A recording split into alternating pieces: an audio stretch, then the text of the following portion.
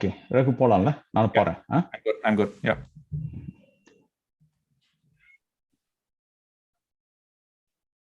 We should be in live. Okay. Yep.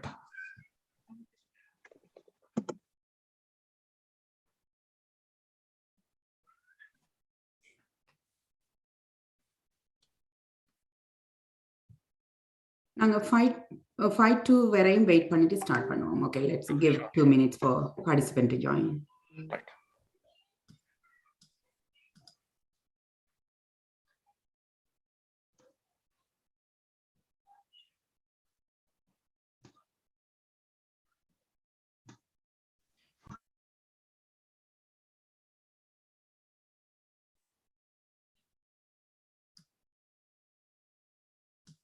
This is better, Krishant.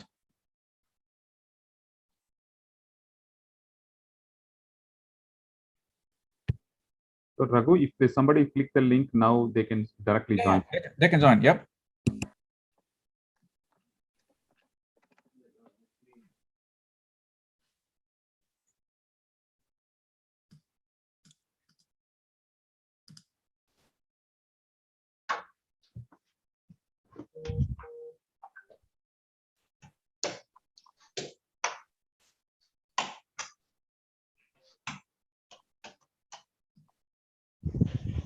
அங்கே இன்னும் ஒரு நிமிஷம் கொடுத்துட்டு பார்ட்டிசிபென்ட்ஸ் எல்லாரும் ஜாயின் பண்ண அந்த வெபினாரை ஸ்டார்ட் பண்ணுவோம்.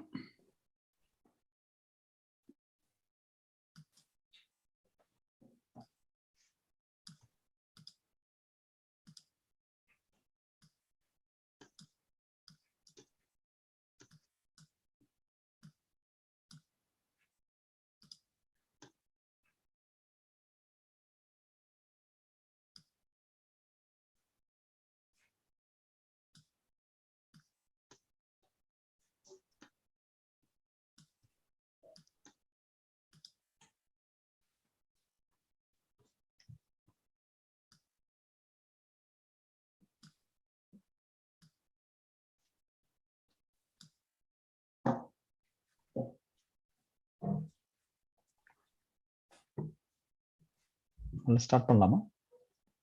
Yeah, I'm ready, Bala. So whenever Malar and your team is ready. அனைவருக்கும் வணக்கம். இது சக்ரமெண்டோ தமிழ் மன்றத்தின் இளைஞர் பேரவை யூத் ஃபோரம் நடத்தும் முதலாவது நிகழ்ச்சி காலேஜ் பிளானிங் பற்றின ஒரு வெபினார். நாங்கள் முதல்ல தமிழ் தாய் வாழ்த்தோடு தொடங்குவோம். முடிந்தவரை 7 மாணவர்கள் எழுந்து நிற்கவும்.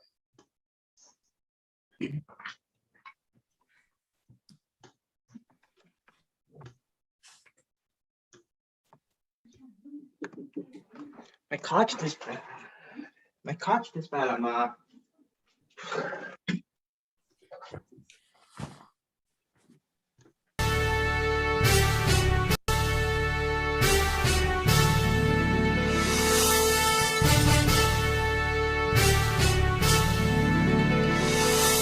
நீராறும் கடலுடுத்த நிலமடந்தை கெழிலொழுகும்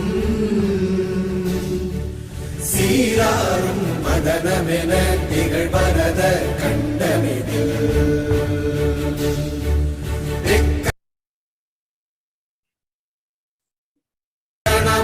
அதில் சிறந்த திராவிடனல் திருநாடும் தக்க சிறு பிறை நுதலும் தரித்தனரும் திலகமுமே அத்திலக வாசனை போல் அனைத்துலகும் இன்பமுற எத்திசையும் புகழ் மணக்க இருந்த பெரும் தமிழனங்கே தமிழனங்கே உன் சீரிழமை திறம் வியந்து செயல் மறந்து வாழ்த்துதுமே வாழ்த்துதுமே வாழ்த்துதுமே.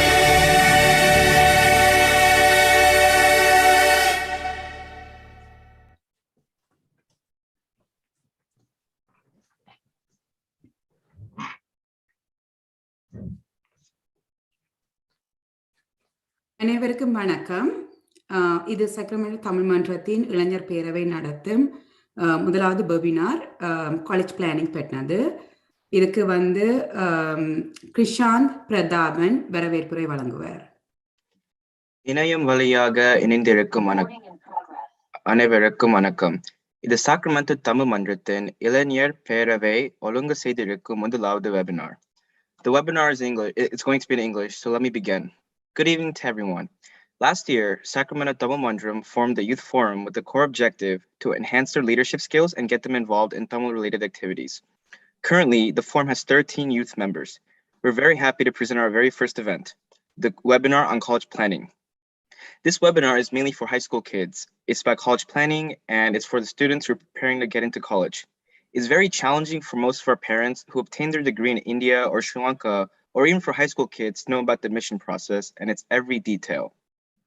This webinar is going to help us uncover everything that our parents and us want to know about. We might have done research, we might have talked to friends, elders, neighbors who've done relative courses. We hear lots of things about friends, family, elders who have also done relative courses with us. Did you sign up for this? Did you try that? Did you do this? And etc. Questions that we receive. Considering all the things we've done and all the extracurricular activities, we think we're going to build a strong profile for our dream college. These dreams in colleges are what helps us set our stone for the future. This webinar is going to help us nail it down.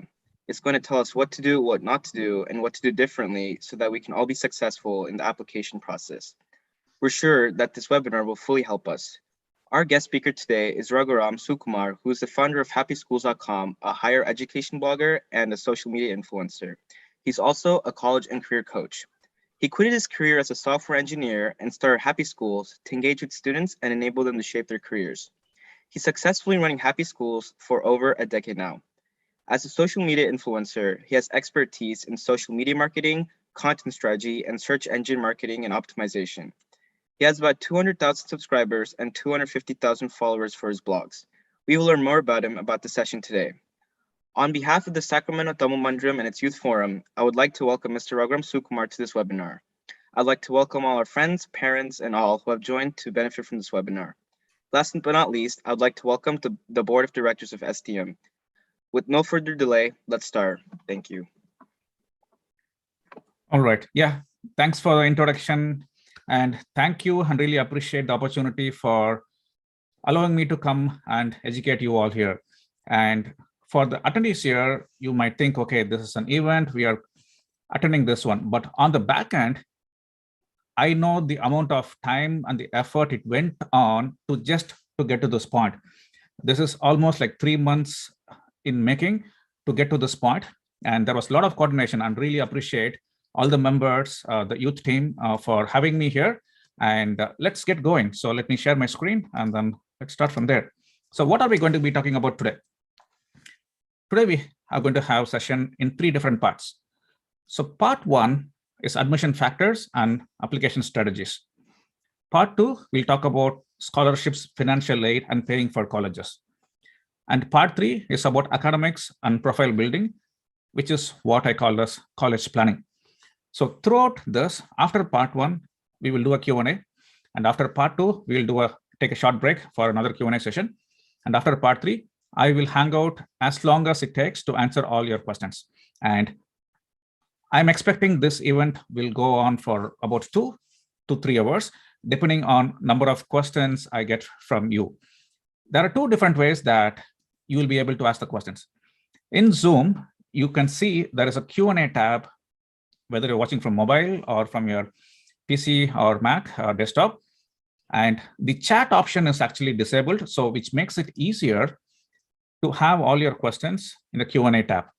And there is also another option where you can ask questions. When we do the Q&A section, you can also raise your hand and then you can speak to me or any of the audience members here to ask your question. All right, having said that, let's go.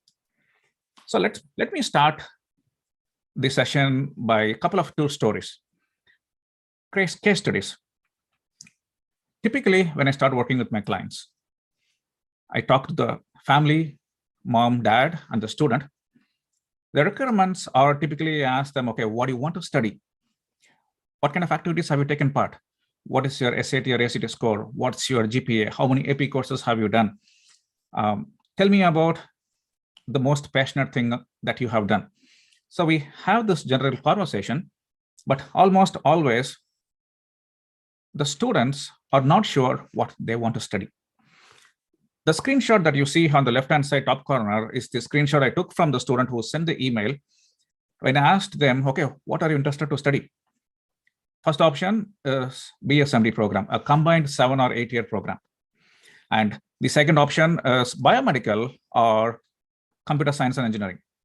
Third option, of course, pre-med is a track with major in biology or concentration computer minor. I primarily work with students from families from India, and most of them have an IT background. And the students grow up in the household with IT in their influence, in their family and day-to-day life. So invariably, the parents want at least to have some flavor of IT in the student's background or the education. But I have seen students take music therapy, political science, public health, or pure biology or genetic engineering, different sorts. But with this particular family, as you can see, there is multiple majors that they are considering: biomedical, computer science, biology, or direct BSMD program. The funny thing happened is, after we had the first conversation as a family, mom calls me separately and tells that, you know what? I want my daughter to go to med school. I couldn't become a doctor. At least I want my daughter to go into med school. And dad calls me separately and tells that, I think I want my daughter to go into computer science field. Could you convince my daughter and my wife that let's apply for bachelor's in computer science? So most of the times when the students are undecided and parents are split, my job is not just a college coach. Then I transition into kind of a career coach and kind of act as a job as a mediator. So for this student specifically, they did not take part in any computer science based activities at all. All their high school activity for the student was focused on becoming a doctor, but the dad decided that let's apply for computer science before the application process began. In the end, dad won and they convinced and agreed that let's apply for computer science. So how do I take somebody who never took part in any activity related to computer science, no programming experience, no summer activity with robotics programming or Arduino programming, nothing. But the results that you can see is the text messages I received from the family. They got into Minnesota, Twin Cities, which is one of the good computer science program. She got into Cornell for computer science program and also got to Urbana-Champaign for computer science.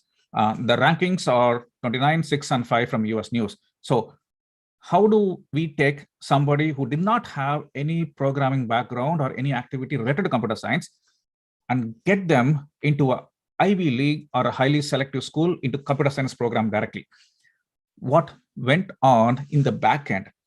That is what I'm going to be talking about to you today as I reverse engineer the process and present it to you so that any students who are listening here who's a junior, or there might be families who have kids in elementary school, you are interested or just curious to know how the college admission process works. So hang on and we will walk you through the whole process, okay? Here are the few screenshots from my current students that I'm working with who are a senior right now. Just like Krishant, who is a senior who is waiting for admissions from UCs. Here are some of the screenshots from my current students who shared with me of the admission results. Here, Georgia Tech, Emory, Michigan, Maryland, Missouri, couple of schools, University of Virginia, and a couple of screenshots with scholarship from Drexel or this one. It's a sample from vast list of applications, admissions that we have from my current clients. So far till today, the total value of scholarships received with all my current students is just about $2.75 million. Some students received multiple scholarships from multiple students. The worth is close to $2.75 million. And it's still growing because we still have a lot more schools that are yet to release their results. Okay, a few more results that show scholarship of $25,000 per year. At the bottom screen, you can see a scholarship worth $86,000 per year. We got accepted to Emory, accepted to Wake Forest. These are like highly selective schools. Also, not just admissions, with scholarship. You tend to often hear from the families and friends, how Krishant was telling the introduction. Most of the parents, your source for your admission process comes from your immediate friends and family members, kids who went to college. Especially if parents did not study here in the US, you are trying to learn the whole admission process on the fly while making sure they go to the right college. There is a lot of money that is involved in the process, because a private school will cost you up to $300,000 for 4 years or even more. And if the student did not pick the right major, they have to end up changing the majors. And it may take 5 years to complete, more than what you planned for. So it is really important that while you are planning for the admission and application, you take all the granular aspects of how should the application should be built. What is the persona that we have to build for the specific student? How do we maximize the chances to get scholarship? So that is the specific key things we look at. As you can see, this is my family, Madhu and the 2 kids, Rishi and Vishwa. Rishi is 12 years old, Vishwa is 5. And my wife did masters in 2 different countries, in France and as well as in NC State here in North Carolina. And myself, I did bachelor's in computer science, native of Salem. I did my engineering in Coimbatore from Kumaraguru. And then I came to do master's in computer science in Texas, Arlington. I worked as a software engineer for over a decade. And then the Happy Schools came as an extension of the skill set, which I think I was born with, to help others, to educate. I was hanging out a lot in Yahoo groups back then and answering questions. So I started Happy Schools just as a way to share my journey in the US, because back then it was Yahoo groups and Orkut, no Facebook or no WhatsApp. So blog was the primary source that I thought, let me share the experience. Guess what? All I did was answer questions, mostly for Indian students who are coming to do grad school here.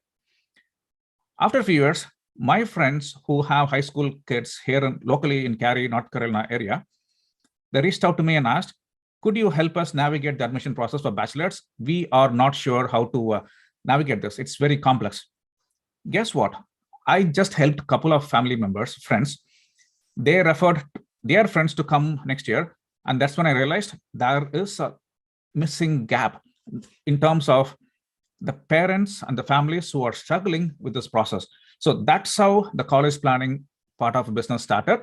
And it's been really healthy and growing fast. And I've been helping a lot of families with the process. Okay. So I'm very proficient with the graduate school application process, all the way from GRE, TOEFL, IELTS, coming for master's, PhD. And I run a large Facebook group. The group was 156,000 members last weekend. As of yesterday, we have 160,000 members. I think today it's close to 161. So the group is growing really fast. And then I have helped families all the way from their F1, H1B, their green card process, or if they want to do EB5 or whatnot, the whole spectrum. And right now I'm helping the families and their kids with their high school and admission process.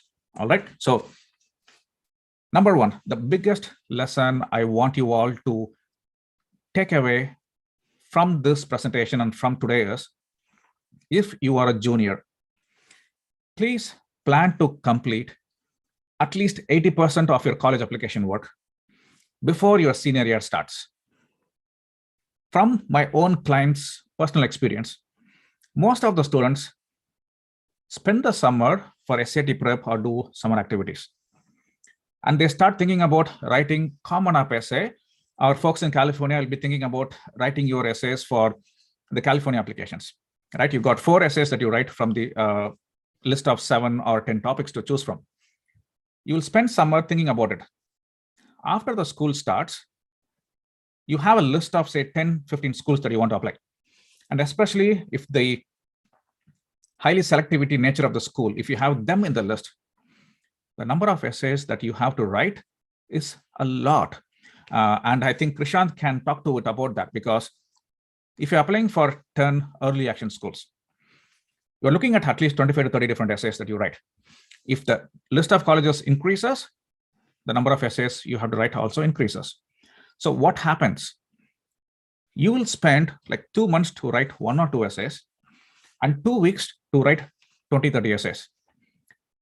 If you don't put your heart and strategy into it, what happens is you may not submit all the EA schools, or you may tell, I'm going to reuse the essays I wrote for this college into this one without giving it a lot of thought. So the quality of your application drops. So that if you don't want that to happen, please start the application process around this time. Have conversations with your family about colleges, the expenses, what has to happen this summer, when do you have to ask the recommendation letters, who to ask, how to ask them. If you start the process earlier and use the summer to write all your essays, you can put a much stronger application than just submitting applications without much thought into it. As a parent, if you are not sure how this process works, everything that your child tells, probably they're going to give you an essay to review. Whatever they have written looks good to your eyes. So it cannot happen. So please start early and try to finish at least 95% of the work or 80% of the work before your senior year starts. Okay. Parents and the kids are in elementary and middle school. What happens is you tend to focus a lot on academics. For instance, you will hear conversations that happens in your household that goes like this. Looks like your math grade is 89. You're probably not going to miss out on A grade. For next 2 weeks, 3 weeks, or next quarter, I wanted to stop doing any other activities and just focus on math. If you want, we'll get you a tutor, or you probably can go and take a math centers outside, but let's go all in. Let's improve your GPA. Next comes the list of activities. How do you determine what activities your kids have to take part in? For the Indian families, most of the times, what I have seen is Bharatanatyam, Carnatic music, piano, taekwondo seems to be the common theme. And in addition to that, you will see them take part in school clubs. Several school clubs, Key Club, FBLA, HOSA, or there might be programming club, STEM, Women in STEM. And I've seen folks take part in robotics or similar to that. That seems to be the most common set of activities. Most of them, if you want to list out 10, you probably can fill 6 from what I have listed. After that, another thing that happens when the kids are taking part in activity, the parents are not thinking how this activity will impact when they're applying for a college. And when you have to apply for highly selective college, the relevancy of your activity matters a lot.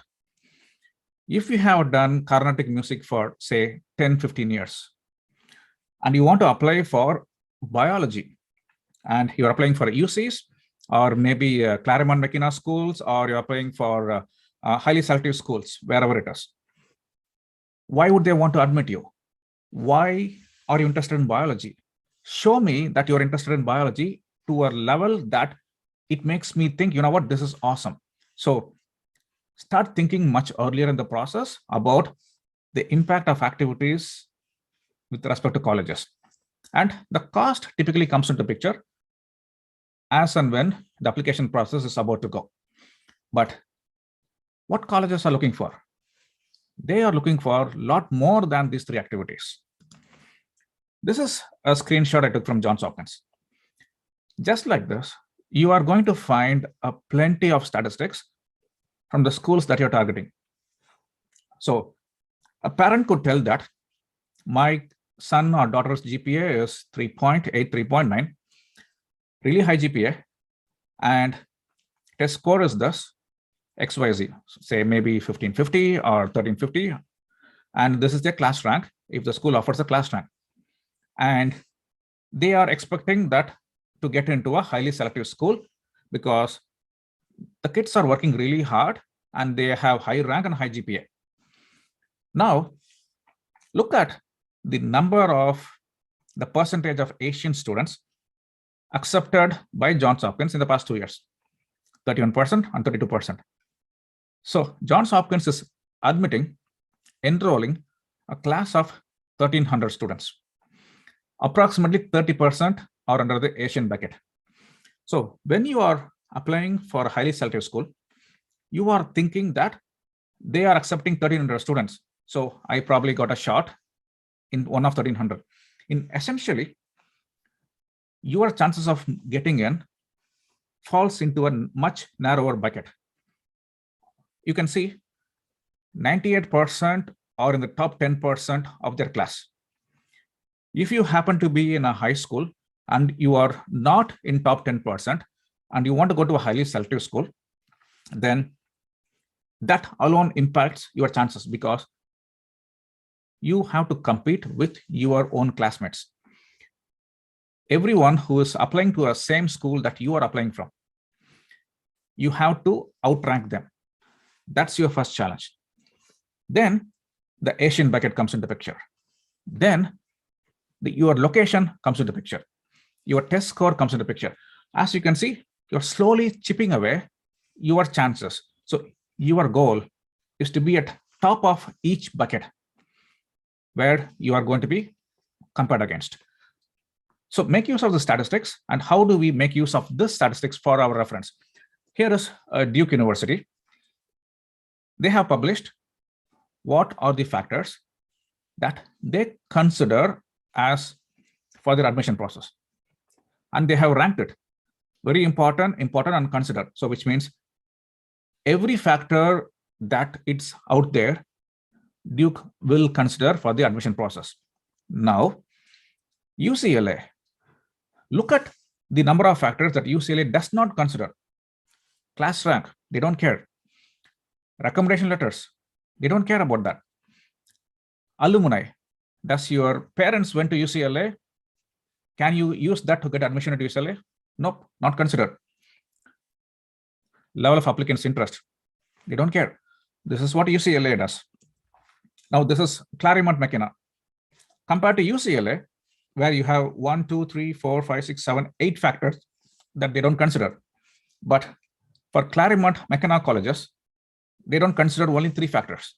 So now you can see how different factors play a role in different colleges. But if you are spending time and starting the application process after your senior year starts, and you are writing 1 essay for Common App or 4 essays for California applications, and you don't have time, what do? You just use them, reuse them, and apply it again. But the colleges are considering a different personality for different colleges. So how do you make sure to stand out when you haven't invested time to package the application specific to each college? So that's why please start early. And this is Long Beach. Look at this one. Left-hand side, the non-academic part, none of the characteristics are considered by Long Beach. Now compare that with UCLA and Duke. So that's how you have to think when you are putting together the application process and packaging your application. So while the kids are growing up, your primary factors are academics, activities, and when the application process comes into the picture, cost is into the picture. But in essence, the colleges are looking at race, location, athletics, legacy, income, activities, gender, residency, and academics. If I want to club up like long list into a much more compact list. Let's start with race. This is the data comes directly from Yale. Asian American, about 25%. That equates to approximately 299 Asian students to 352. So that's for the race. Another example from Harvard for Asian, pay attention to that, right?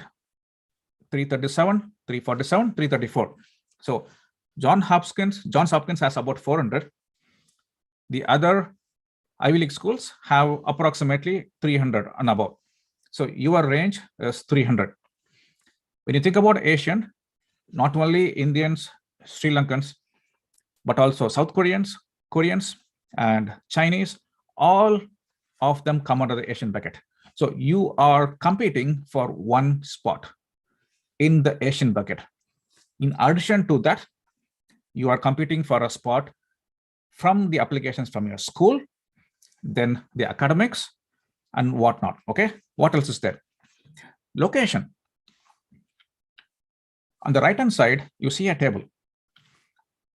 It's published by Quartz, given by Brown University. Number of applications that came from California to Brown is approximately 5,062. Acceptance is approximately 4%. California, New Jersey, and Texas, look at the number of applications, but look at the acceptance rate. Whereas folks who applied from Montana, only 23 applications, they got 30% acceptance rate. So where you are located also plays a role. So how do we know that? Let's quickly go back to one of this chart, right? Here, UCLA, geographic residence, they consider, because there is an X next to geographic residence. The state residency is also considered. So that is how the colleges are thinking about your application. They're quantifying and putting you in different buckets. So race is one, we got location.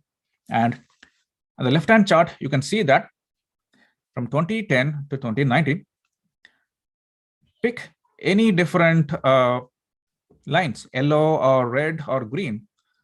The percentages are approximately the same for the past 10 years.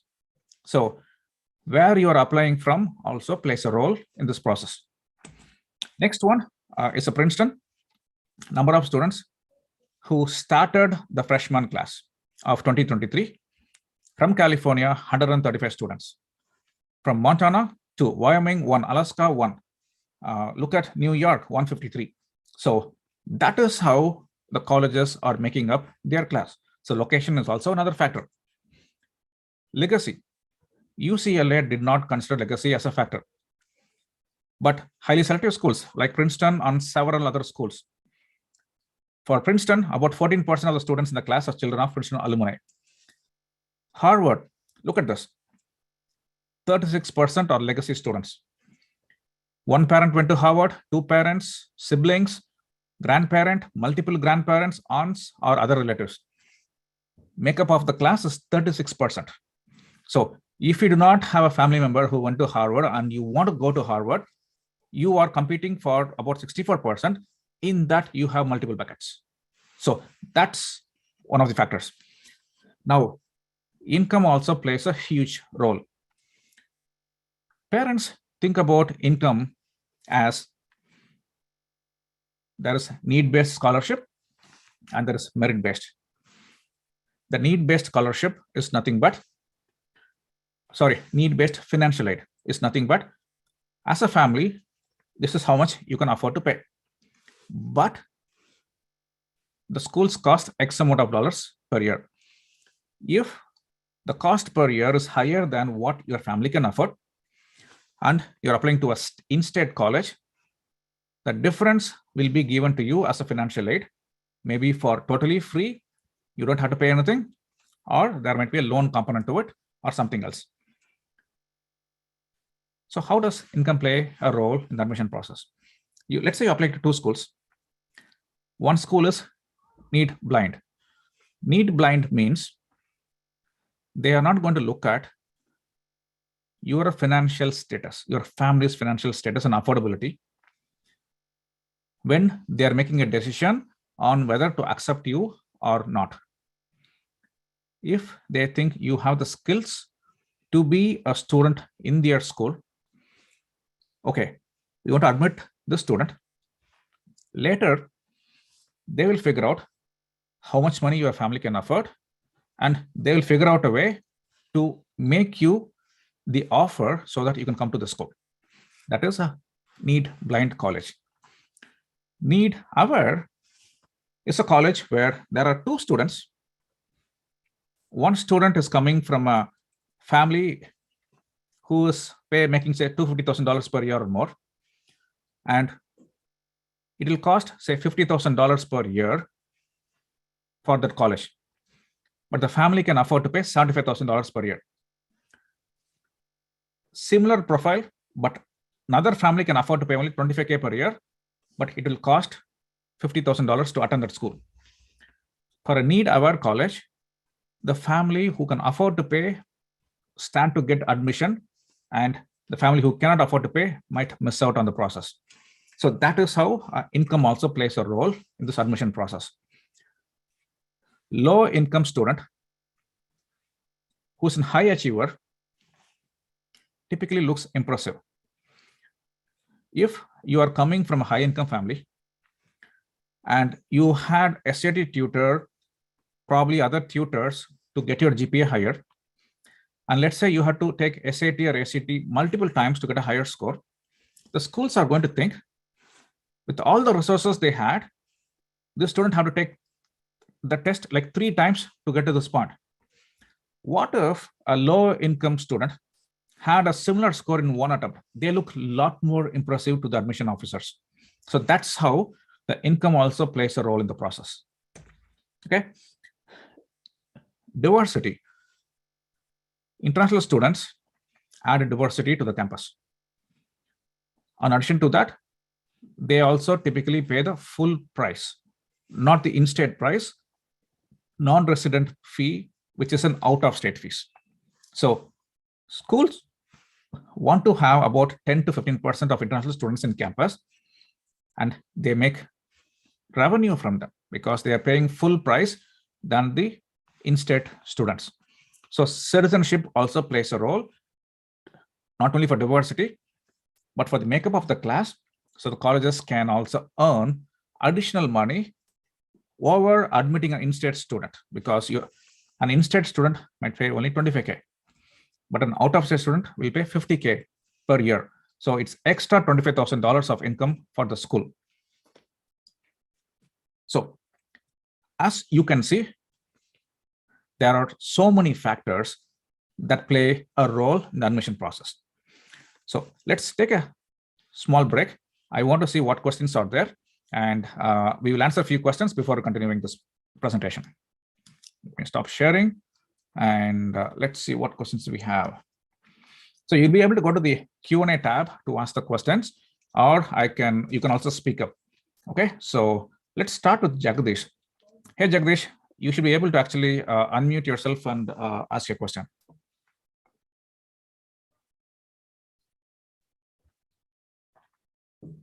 So while Jagdish is unmuting, let me read a question from Natalie. Are these admission factors listed on the college application? So it is not specifically listed on the application. You are going to tell them. The colleges have sophisticated algorithms to figure out who you are.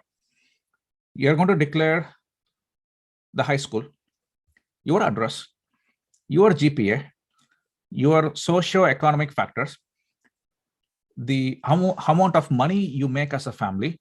So everything that is listed there, they can find out from the various parts of application. How will the colleges find about your personality or a character? That's where the essays come into picture. So you have to take a look at the essays for them to figure out the talent, extracurricular activities, and whatnot. So when you look at the common application, that sections that you fill, you pretty much can find answers to all these factors in various parts of the application. So that's how colleges find out about the student and try to apply these factors. Question from Raj. If the student is in a school with mostly highly achieving students, is that a disadvantage? Definitely, Raj. So you have to look at it in that way. If a school, let's say you are in a highly competitive school and the child is ranked 150 in a class of 500, they are not in the top percentage. So if they are going to apply to a college where student who is ranked 1 or 2 or a valedictorian for that year is also applying, unless your student has done something extraordinary in terms of activities, it's going to be really challenging to make a strong case to outrank them, because in highly selective schools, the person who is reading the applications most likely to read all the applications from the same school, and they try to rank the applicant in the order. Number two. Another thing that happens is the colleges will know the rank. Your school may not use the rank, but in the school report that is submitted by a counselor will tell more details about the strength and the quality of the student and where they stand. And the schools, if they want, they can actually pick up the phone, call your high school counselor to ask about the student. So that's how they tend to know. But in general, if they are in a competitive school, and if all those students are applying to the same schools, then you just have to see how difficult it is to get into. So that is why application strategy is really important. Where do you rank in the class? That's a school you're applying for, consider rank as a factor. And if not, then how will you differentiate yourself? So that is what strategy means. Not just putting together an essay and thinking, here's a SAT range of the student's school that they're accepting, and submit it, and then hoping you'll get admission. Instead, try to maximize for all these factors to give yourself a best shot. All right, so that was a question from Raj. Jagdish, do you still have a question? Okay, I think your hand is dropped, so let me disable you. Who else? Okay, unmute for some reason. My question was on SAT. I have some colleges don't require it anymore. Can you clarify on it? Okay, so about SAT, I will talk about it on the section 3 when we cover about academics part of Jagdish. Okay, so I'll keep your questions until then. It will be visible here. Okay, another question. As a Canadian high school student, what are the chances of getting into US university? Are there any schools that you recommend in Canadian student? Okay, so it's specific to you, and as a Canadian student, you will come to bachelor's degree as an international student. So the admission process that you'll go through is pretty similar. You are going to use the Common App or California app or Study Apply Texas app, depending on where you want to apply.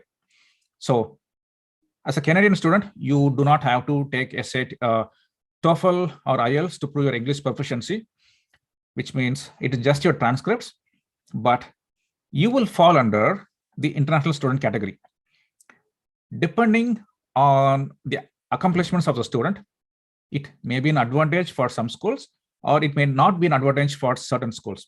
So I have to know a lot more about the student, the schools that you're planning to apply, to kind of give you a much more specific answer. But students who are applying outside the US will be coming under the international student bucket.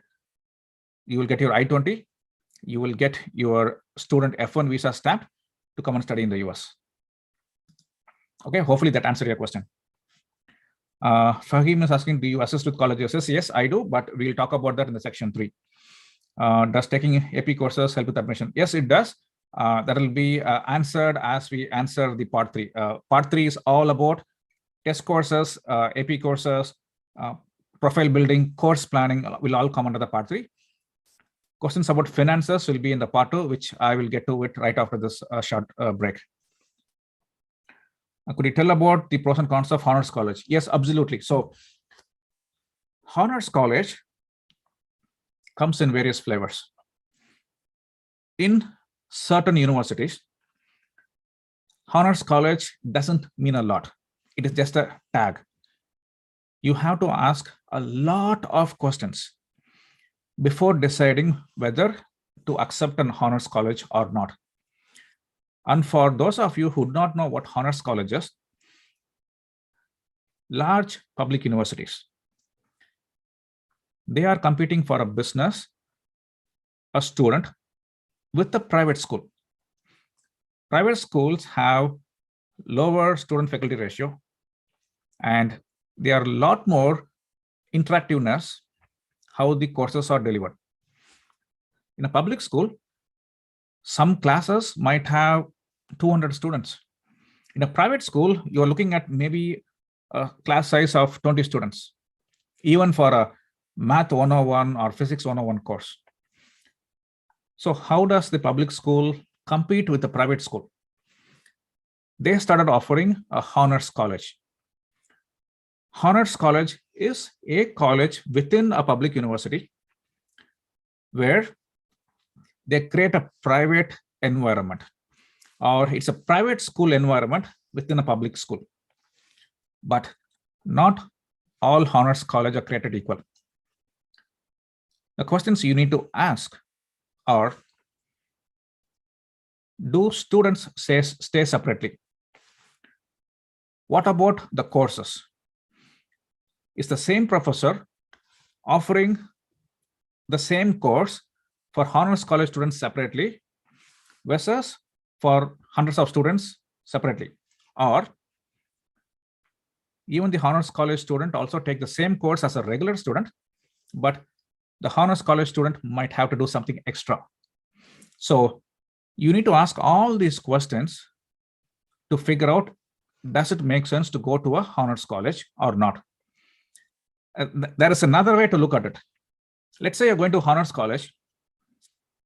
Most likely, that student could have also got into another selective school. You opted to go to honors college for another reason, because you might have a scholarship. Most honors college students get scholarship, which means you had the option to go to another highly selective school, but you chose to come to honors college for a number of reasons, which means the student has the capacity to be in a much better environment. But what is the magnet that is pulling to the honors college? So Yogi, you need to ask a lot of those questions to the school that you're planning to apply, and then figure out if it makes sense or not. Okay. All right, so we got, wow, a lot of, about 8 questions or so. Let me see. Raju was asking about dependent visa.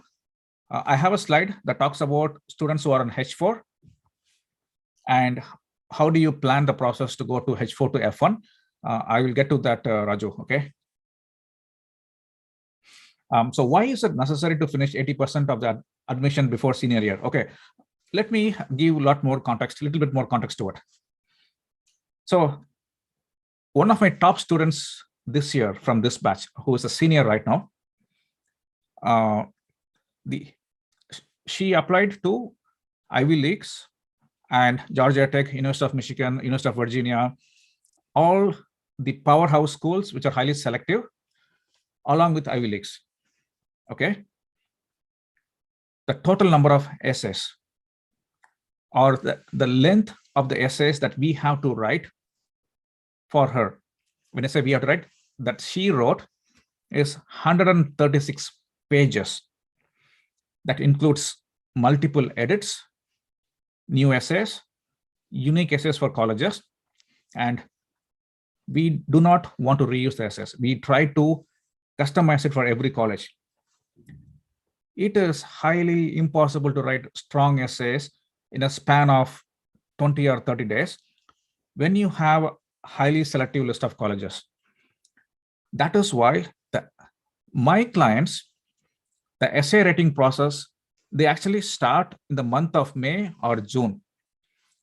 And before end of August, they are done with the process. Every one of their friends is just getting started. I had so many conversations where the parents will tell, he's struggling with essays. I didn't know this was so complex. And in the end of the day, as a parent, how would you know that essay that your child is writing is strong enough? Is it acceptable to write on a specific topic? Is it good enough? If you think it's good enough, what are you comparing against with? What knowledge as a parent do you have? Maybe you are asking a senior or somebody who is a freshman, but they have gone through the process, but their point of reference is also tiny. But my point of reference is entire US, and I have client base of from Seattle, California, students applying to several schools. I have the front row seat to tell this essay works, this doesn't work, and your certain style of writing is not okay. We have to totally rewrite it. So that process takes a long time. Let's bring Prashant. Do you want to unmute yourself? Let me ask you a few questions while you are here. Yeah.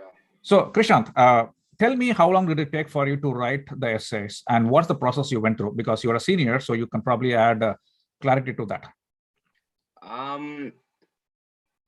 It took me like a few days to 1 week to write my first draft for my essays. And then after I wrote them, I went back and edited them again, just went over them, revised them, fixed any mistakes I had.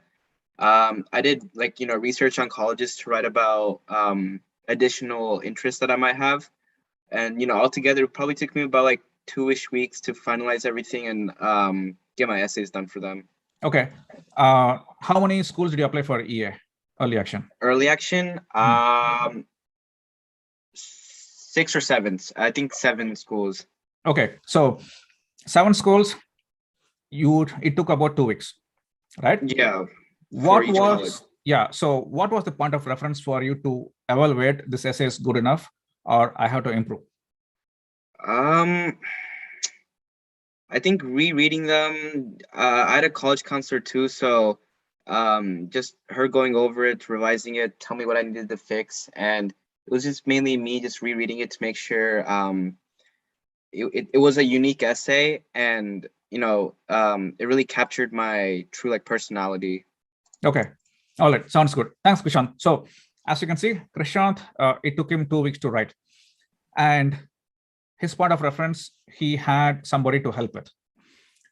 With the process that I go through, here is what we actually do. 40 days. The student to write the first Common App, the process they go through takes exactly 40 days. 10 days of pre-work and 40 days of multiple stages of different questions asked, different personalities that is captured, and they produce the first essay.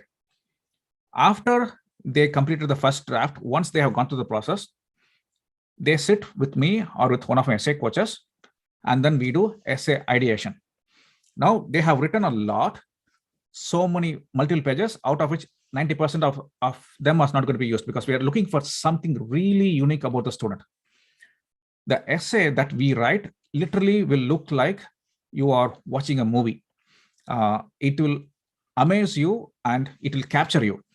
The goal of the first sentence of the essay is to make them read the second sentence. The goal of the second sentence of your essay is to hook the reader that they want to read the next one. They will not even know what's going to happen. That thrilling finish, like how you are seeing, how you literally sit at the edge of your seat to know what's happening in a movie. That is the sort of feel we create in the essays that we write. Not just one, every essay that goes through. To put in that sort of effort, it takes a long time to produce.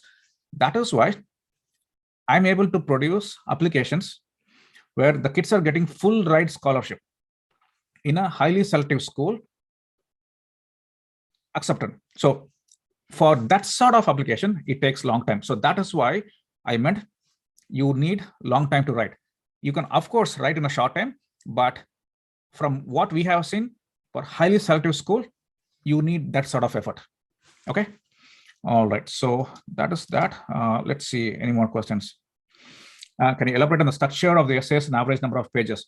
So I told you, right, Parameshwaran, the structure of essay, it's absolute. I don't have a structure. I have a framework. To get the student to see that sort of framework, the process takes a long time. I don't want to specifically share. I'll give you one kind of overview. A student I'm working with wanted, they came to me after they have written 3 essays, and the student wanted to apply for computer science or a business school. I looked at the essay and it was pretty common.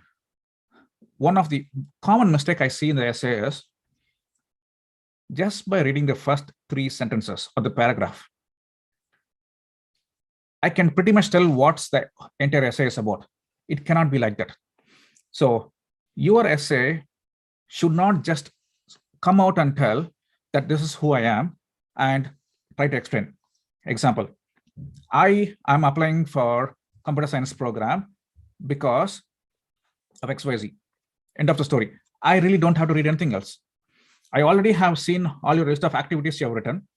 You took Python 1, Python 2, AP Computer Science, Principles, Computer Science A. You have done probably a certificate course. You probably did a game development or whatnot. The activities list have already told me. Now your essay starts, I want to study computer science because I really don't have to read the rest of it because you pretty much have given what's the essay going to look like. So it cannot be like that. It has to be really standing out. The college essays are about your personality, a narrative, not collection of facts. I'm applying for computer science because I have done Python, I have done this, I have did this project, I developed an app that does this. Essay of that sort is a collection of facts. But we want to capture the emotions, the personality behind the person. And that doesn't come like, okay, about a bunch of facts. So that's why, that's the kind of a framework or the type of essays that I want to see that makes the student really unique and stand out, because the person who is reading your essay is going to go to a committee and they have to make a case for this person. I read this person's essay. I really feel moved about this. I definitely want this person to be admitted. So that admission representative should make a strong case for you. If that person doesn't remember you after reading your profile, you got no shot in making it to high selective college. How can you be a memorable person in the bunch of your classmates, then from your state and whatnot? So hopefully that gave you really a long answer for a short question about essay structure. Okay, so let me continue the presentation and then I will come back to the remaining questions. Okay.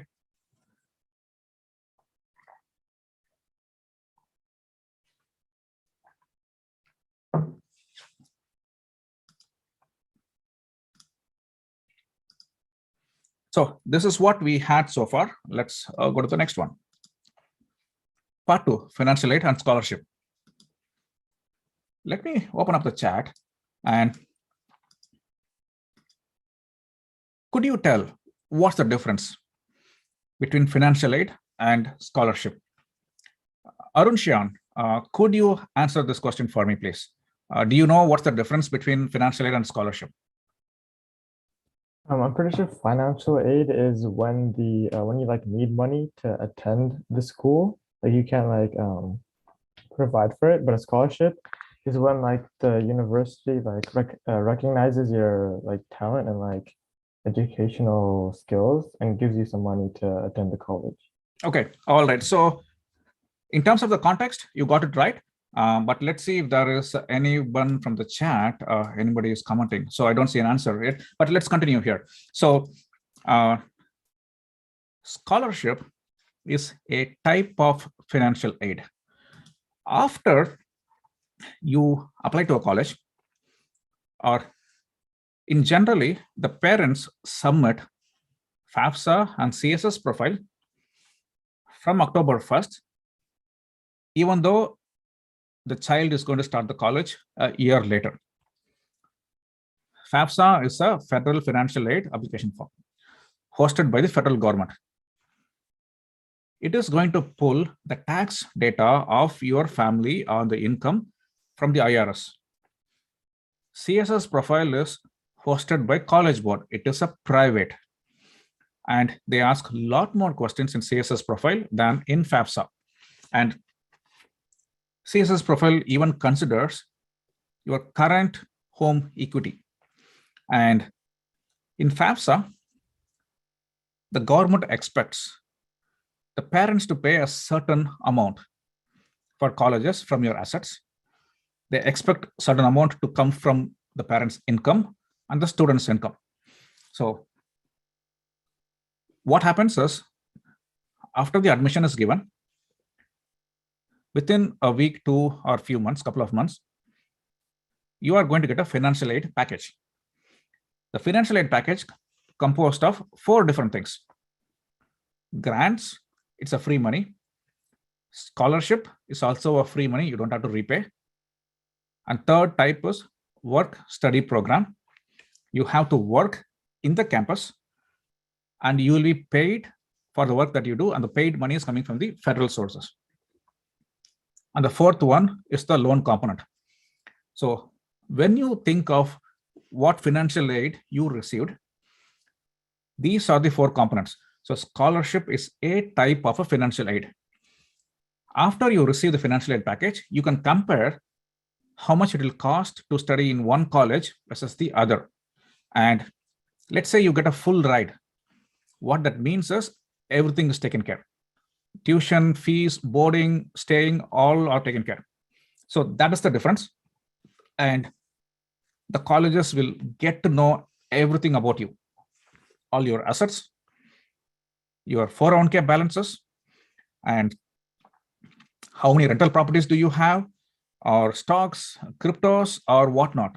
They will know from the tax returns that you're going to submit. Please make a note of this formula.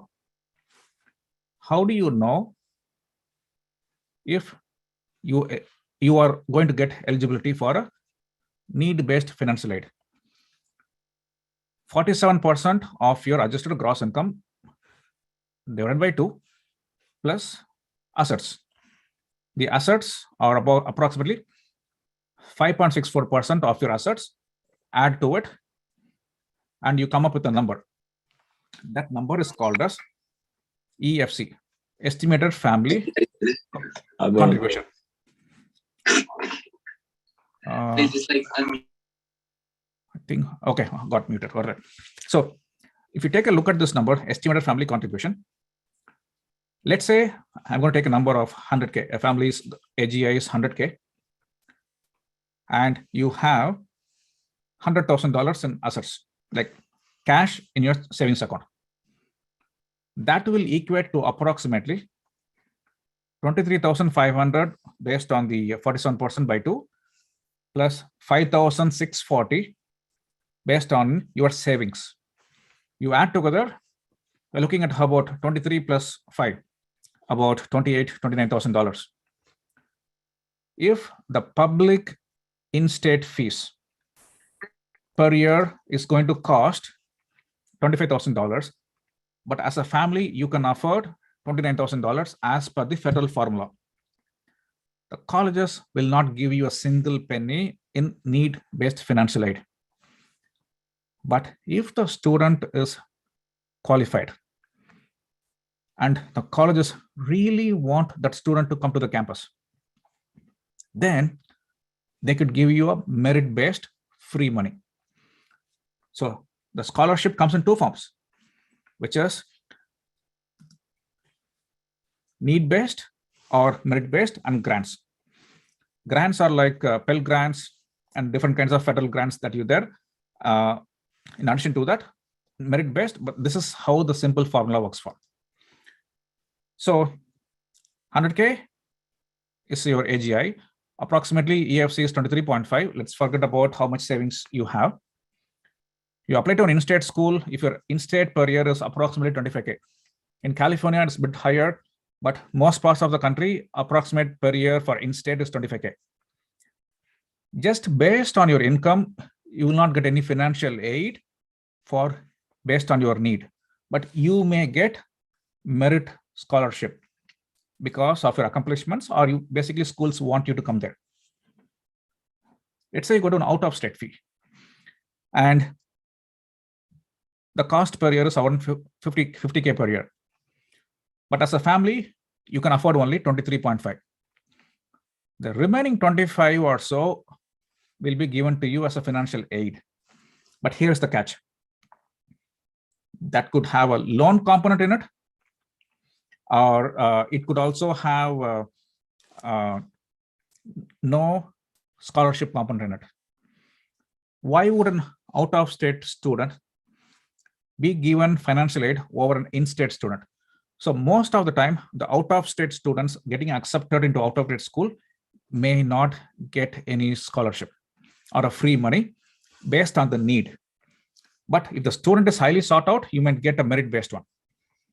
Same goes to private school. Pay attention to the Brown University's statistics. So Brown accepted 7.1% for a class of 2023.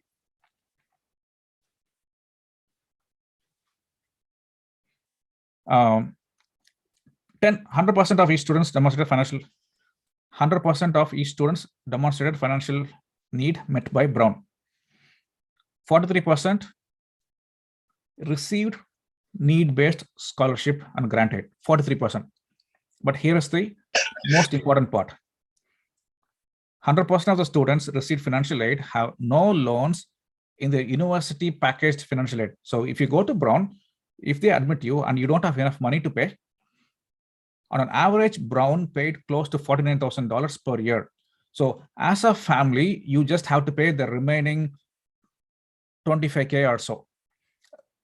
Rest of the money Brown paid without loan in it. So basically you study for free. That is also possibility exists. Not a lot of schools does this, but there are schools who have such financial aid offers. They want really top quality student and they do not want to burden them. The parents cannot afford. So that's how the financial aid really works in terms of how much money you make as a family and how much money the colleges can give you. Here are a couple of ways that I have heard that you can plan for your child's college process. Okay, so plan one, you can save $33,000 for your child as the child is growing and pay another 1/3 over the 4 years based on your current income. And another 1/3, you can take a loan and you can tell your son or daughter that loan is yours. You study and pay for it. I have seen families do that. I have seen plan two as well. They save for the first year for in-state.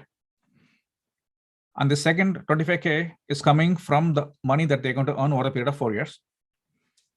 And the third 25K is on the student's shoulders. You do a summer job or a part-time job or internship and pay for 1 year. And rest 25K could be a loan. So I have seen families do that. In addition to that, several different options are there. 5-9 plan. Or I have seen parents sell an asset they have to pay for it. Or some of the families have been saving in cash up to 200, 250, so they can send the kids to out-of-state public school, but may not be for a private school. So those are the different ways, but start thinking about college expenses, not when you're going to apply, but at least few years and then start saving for it. 5-9 plan, should you do it or should you not do it? An argument can happen in both ways, but if you're not doing it and you don't want to do 5-9 plan, what other plan do you have to pay for your child's college? So those are the questions you need to ask, and asking early, as your child is probably in elementary or middle school, will possibly help you to pay for their colleges because the cost is not coming down. The private schools used to be around 300K. Now, some schools are even pushing to 320K for 4 years. So by the time your child who might be in elementary or middle school will come to college, the private school education might be like 350 or 400. So please start a college financial planning process so that you know what to expect, how much you can afford, and then have a plan for it. So here are a couple of screenshots how even in this challenging and competitive environment, students can get scholarship. So screenshots from my own students who got admitted. This is from Indiana University, Bloomington, Kelly Business School, applied as an out-of-state student and received $9,000 per year in academic scholarship. That brings them to only $36,000 of total. So instead of paying $50K per year, the student will pay only 41K, which is a very good savings. Another student of mine who is based here locally got a scholarship worth $86,000 in South Carolina. So it is possible to get such huge scholarship, but the key is how do you present the application, which school gives scholarship, and how do you make sure you make a case. You have to give them what they are looking for so that you become an attractive student that they want to recruit you. That is what the strategy is all about. Instead of just hoping they may give a scholarship, you make a strong case by building a strong profile. So that's how you get it. And this is another top example. As I told you earlier, one of my students received scholarship for UNC Chapel Hill. So UNC Chapel Hill, the acceptance rate for an out-of-state student is equivalent to an Ivy League college.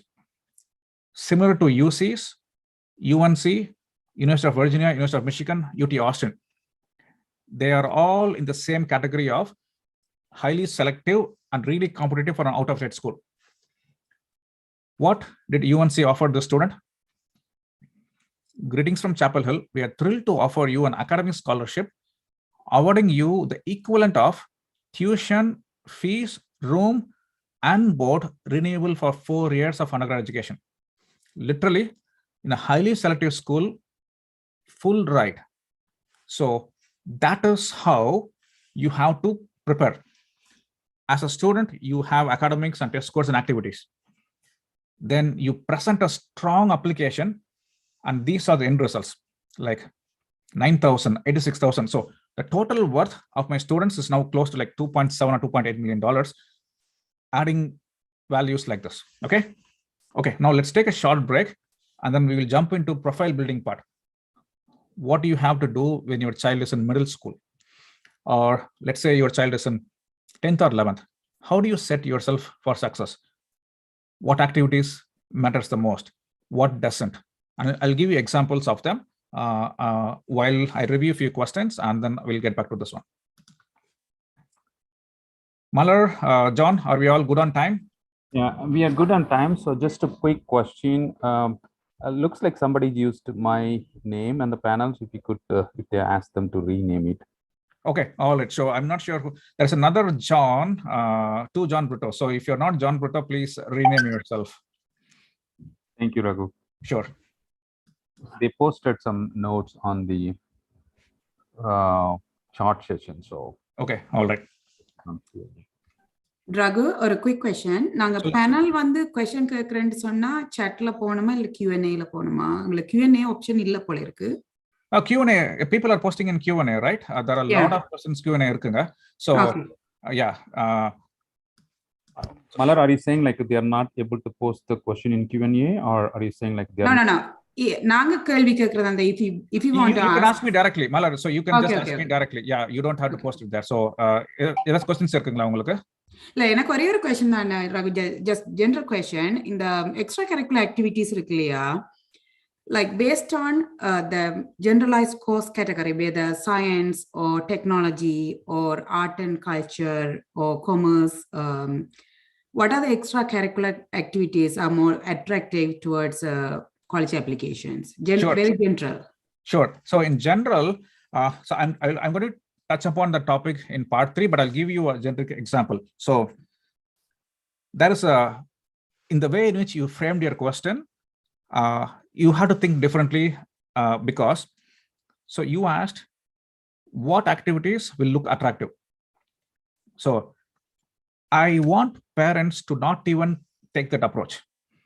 Instead of thinking what activity will look attractive, think like, what is the activity or the area that my child is passionate about, and let's figure out a good activity related to that. Okay, so I'll give you an example. The student wants to go into science field, STEM field, and one of the activity that they're really passionate about is teaching. The student teaches, gets a part-time job, goes to a math tutoring center, and then the student tutors 2 students for 2 hours a week, and the student is getting paid $10 an hour. That is an activity. The student is getting paid. A company is trusting the student to allow them to work with the child, which is a good thing. Now, the student is passionate about teaching.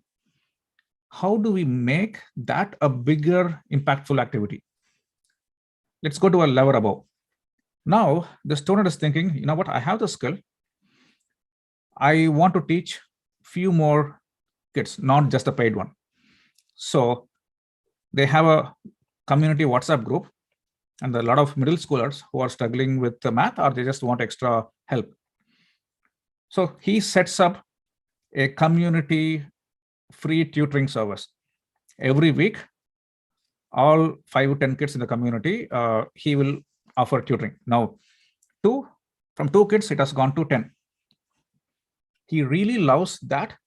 He wants to have a much bigger impact.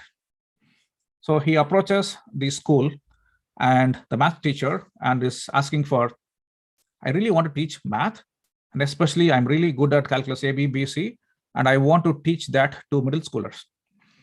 But I also want to help the community. So what the math teacher tells, how about let's find few more of your friends and offer math tutoring for low income families or families, kids who are not performing well in school. So this student thinks, you know what, this is a good idea. I'm going to ask 4 of my friends to do this tutoring, but I want to create a movement or an organization. I don't want to call this as a non-profit because I just want to create a website, and I'm going to ask all my friends who are high schoolers to just volunteer 2 hours per week. It will look good for the application. Now, this person who decided to do this gets to get the credit for the entire set of students that they're going to reach. Idea came from this student. This person recruited 10 of his friends. Each 10 friends is now tutoring 5 kids. So 10 into 5, 50.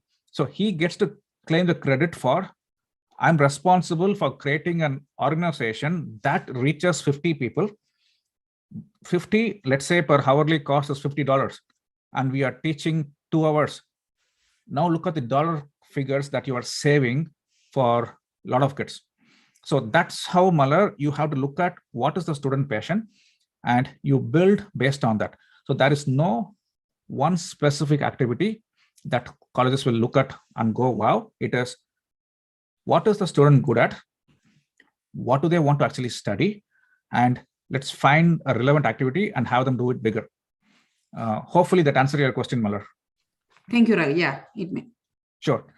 All right. Okay, let me scan this part.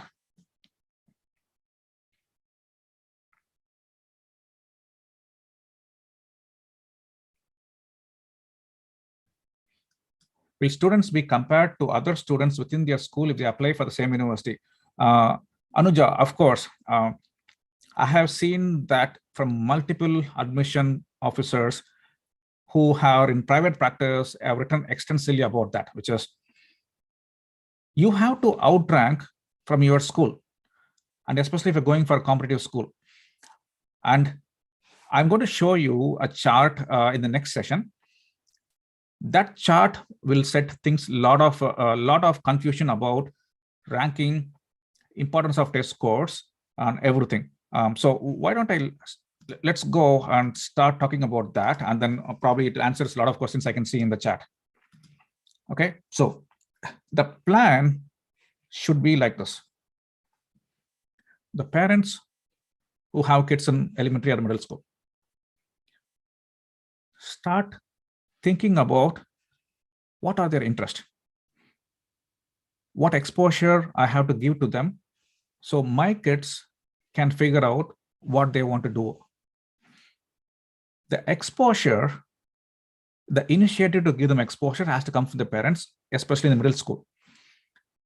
And one of the common themes that get repeated is everybody is trying to get them to go into math or science-based.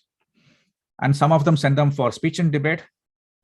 What about theater, acting, creative writing, policy, public health?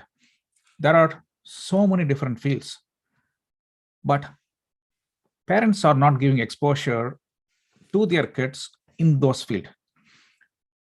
A kid might be a good painter, and they would have sheets and sheets of painting in their home, and it's just sitting there.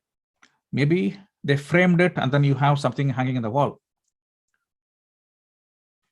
I'm thinking, if I see a student that has that sort of skill, I wish the parent have given them more exposure and more opportunity and resources to widen their knowledge and see where it will take them. Maybe they'll end up becoming a very good product designer with their creativity. Or with these days, they might probably make good enough NFTs and then make all the crazy numbers that you're seeing with people telling that, hey, I sold my profile, my selfie for $1 million or something. So anybody who has any talent that they are expressing, please further explore it. Don't limit that, you know what, after your GPA, let's think about it. Give them a lot of exposure. And for kids who are in 8th and moving up, think of like a 4-year plan. Every summer, you have to be doing progressively challenging things. Every year, you have to make progress towards a specific goal.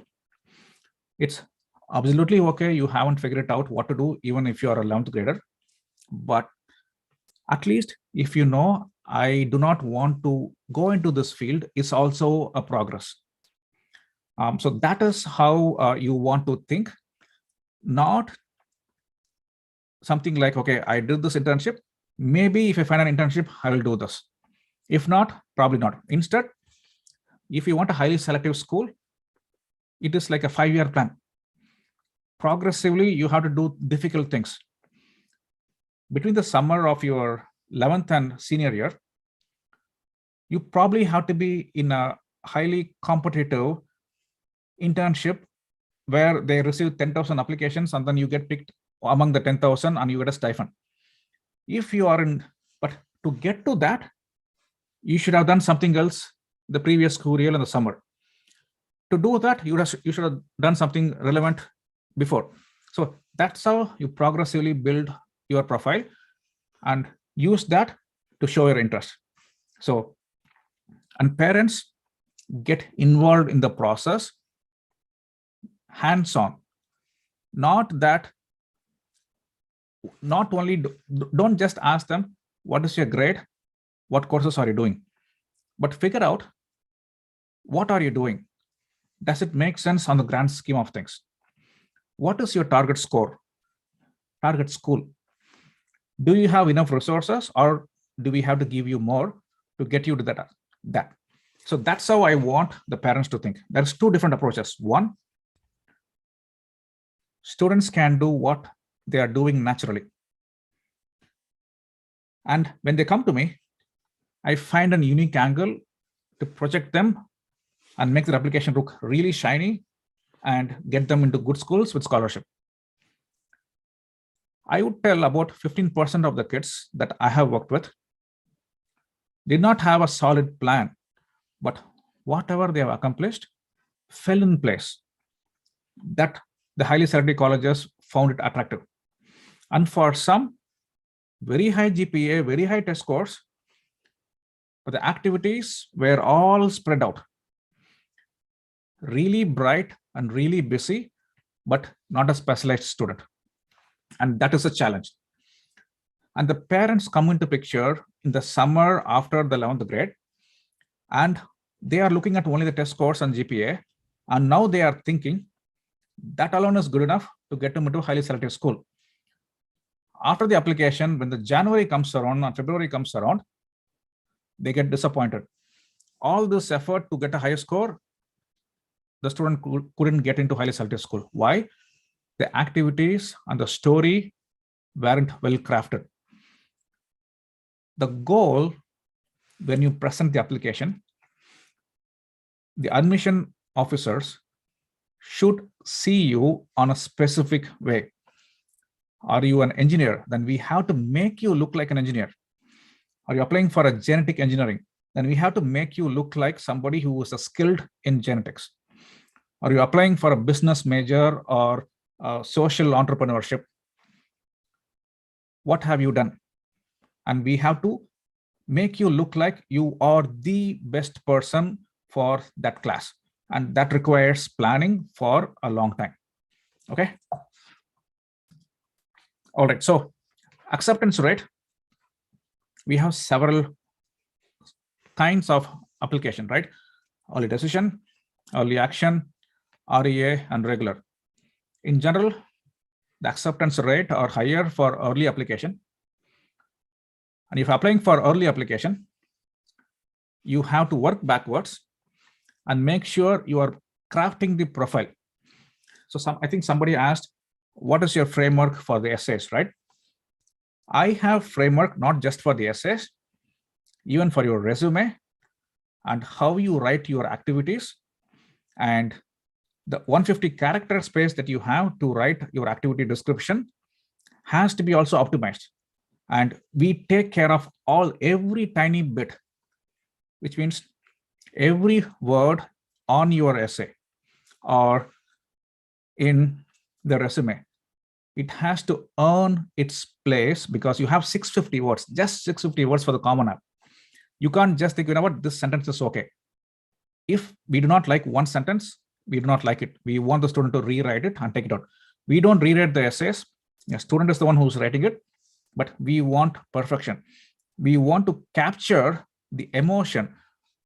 After that, we decide what deadline to apply, whether the family has enough financial resources to pay if the student get accepted into early decision, and that will be $300,000. Probably I'll give you one example to showcase the importance of an essay. So I was working with a student, and we want to capture the emotional suffering that the student goes through when the dad travels to work. After looking at several different examples, that emotional suffering, because the dad was traveling for almost last 10 years of her life. Consultant, he leaves on a Sunday, comes back on a Thursday, and she gets to spend only 2 days with her dad, pretty much for the 10 years of her life that she can remember. So single income family, dad is the only person working the family. Mom doesn't work, and then she has a brother. So we want to capture the emotions in a way that makes sense. So after brainstorming several things, I found a line from one of our essay exercise that said that I miss my dad a lot.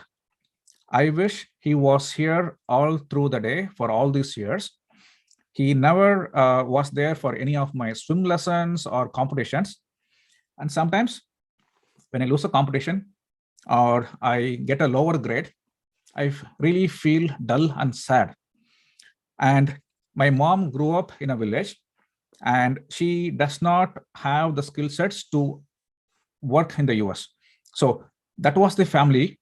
And I really miss my dad, because I wish there was somebody that will make me feel stronger for 5 days a week for almost last 10 years. And she said, in order to feel how if my dad was here, I will feel. So I will go to the closet. I will wear my dad's shirt so that, and then I will act as if he was here. That is how I was able to feel myself stronger. And I did that for at least 6 to 7 years that I have known. So that captured the emotional pain that she was going through. That example, I'll go to the closet, I'll wear a shirt when my mom or nobody sees it, and I will boost myself up. That sort of, even a single sentence, I couldn't capture the emotion that she was going through. And that sentence caught attention. So end of the day, she got into a highly selective school and with scholarship as well. So that's the process we go through to write essays. Why? Here is why. Your essays count towards 25% of your application factor. And if the student is going to start writing essays after the senior year starts, you're probably going to spend 2 months. For a factor, for an essay, where about 25% weightage is given to the essays, you spend about a month or 2, maybe less than that. Academics, which is count towards only 30%, you are spending your entire school year to get high GPA and high test scores. But for a factor, for another component, which is as close to academics, you choose to spend how long? That's why you work backwards, at least spend 4 or 5 months in writing the essays.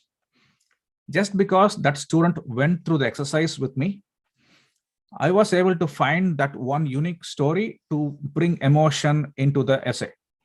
Without that, it was looking flat. To find those kind of things, it takes a long time. If you're just writing one storyline and writing one essay, and then you're rereading it, it may not capture everything from your life. There are so many things about your life that you may overlook.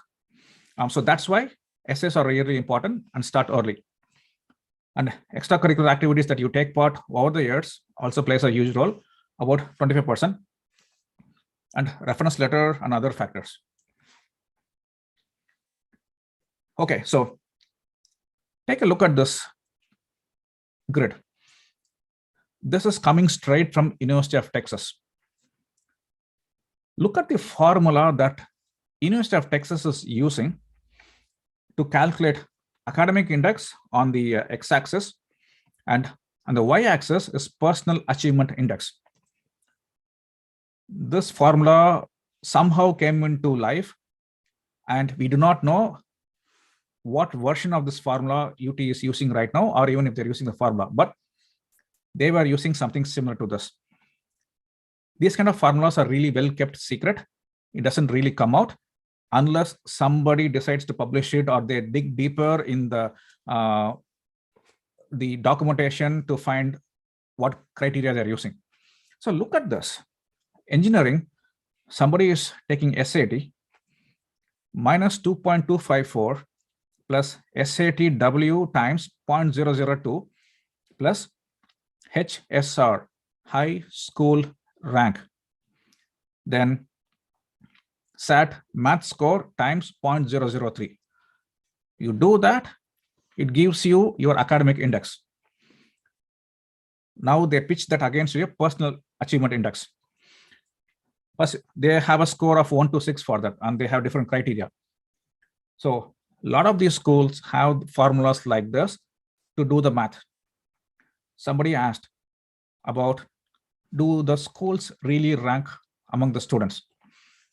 You're applying for UT from California, and UT has a system like this, and they're using a high school class rank to map it. There goes your child who may not be in the top position, and they are going to miss out. In the decision grid, if they have a score of 6 for whatever they accomplished, the personal achievement score, and let's say they have an academic index of certain number, they may have a shot. So that's why your class rank also plays a role in the process. This is just one example, and we do not know if they continue to use this or not.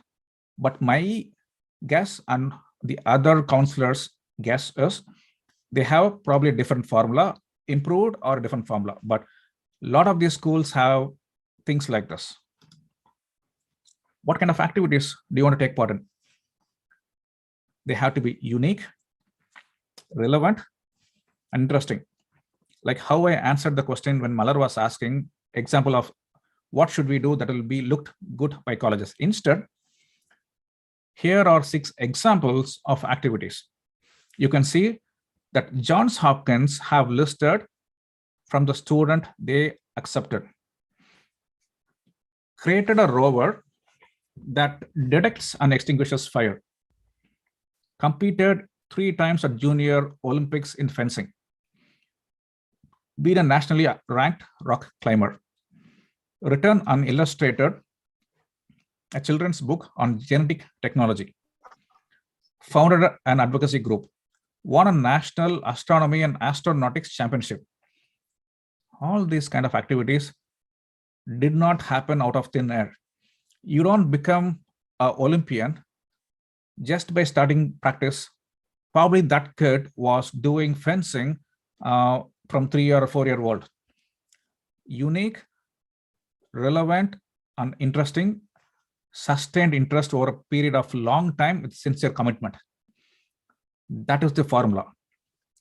So not a specific activity, but within your field of interest, how can we do it better? So that's what we should look for.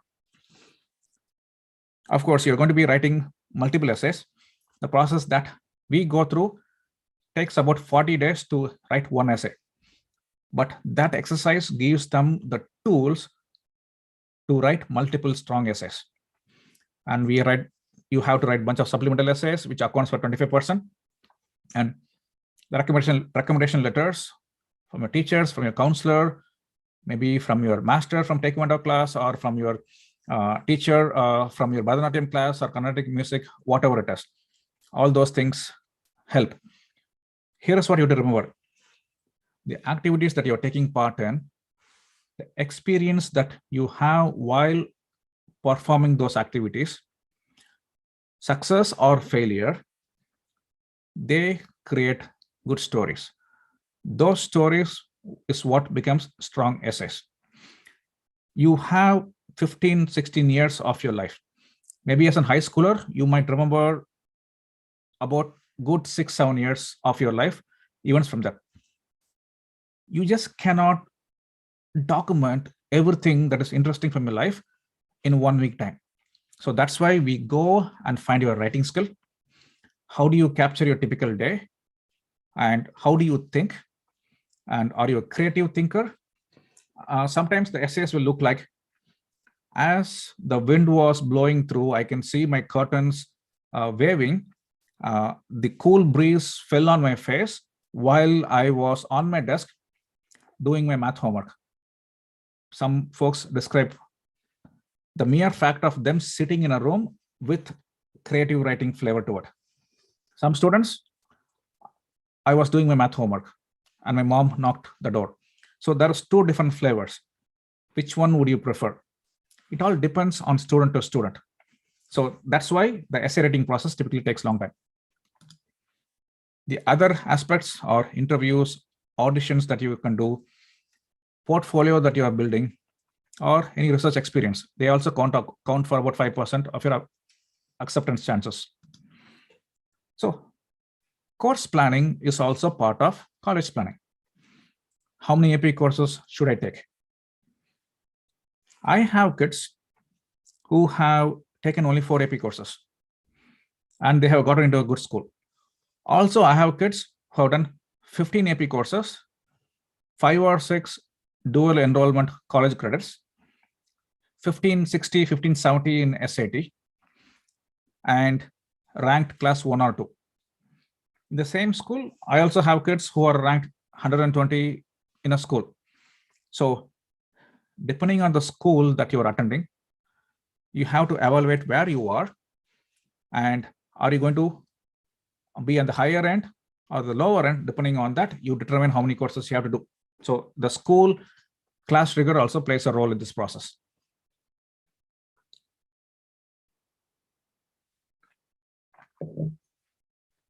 So what about other courses? Here's an example. I've given this example for math. Option 1, math 1, math 2, pre-calc, AP Stat. Somebody who wants to go into biology field, that looks good. But somebody who wants to apply for bachelor's in mathematics, look at option 3. A student can finish calculus AB or BC in the 9th grade, and then possibly do much higher level math courses for 10, 11, and 12th grade. They become a very strong candidate to go to a highly selective school. But let's say you're applying for, I want to go to public policy or humanities. You really don't need to take option 3 caliber courses. Option 1 is well enough. The other courses that you're doing should reflect your class rigor. So course planning also plays a role in this admission process. So now, what is college planning at all? It's a sum of what I've been discussing. You start with course planning, activities planning, and activities execution, and increasing the difficult level of activities, the qualitative impact of the activities over a period of time. Then comes the test prep, SAT and ACT. Parents, please do not think test optional lightly. I know that in California, there are no test scores, okay? And when you go outside California and you want to go to a highly selective school, test scores play a tremendous role in the process. Until the colleges tell we are test blind, which means please don't submit your test scores. Until colleges tell that, please take the test and submit it, or else your chances of making it into a highly selective school in a test optional environment will become challenging. And then when do you do the test? I would want my students to complete the SAT preferably by December of their junior year, if not by March of the junior year. If they extend it beyond that, what happens? I'm telling we have to do 80% of the work in the summer, but you had test prep to it, it impacts the whole timeline. So that's why try to plan and complete it by junior year, at least March of junior year, and don't keep it all the way till summer. And comes the application strategy. How are we going to make the student look like to the college admission process? What activities? So that's the application strategy. So combining all that is what I call as college planning. But if you want to go deeper, these are the questions that as a parent, you need to start asking. What courses to take and when to take? How many honors, how many courses? Which honors course to take or which AP courses to take in which year? How many foreign language credits? How many activities to pursue or to eliminate? What do you do in summer months? Which volunteering will have the greatest impact? How many hours should you even spend on a specific activity?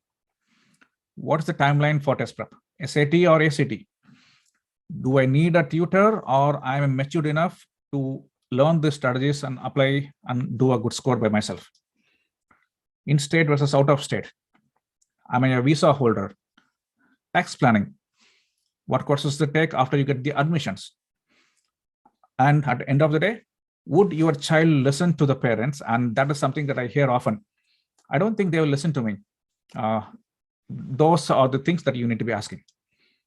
Typically for a student who comes and works with me from 11th grade, first we do a career mapping assessment. Then take a deeper look at all the activities they have done, and then see if it has any relevancy to the major they want to apply. If yes, we will build a profile that looks in a specific way. If not, you got the summer. You got another 8 months to apply. What can we do to make an impact? Most of the time for juniors, and we are in February, it's a bit difficult to make a lot of changes.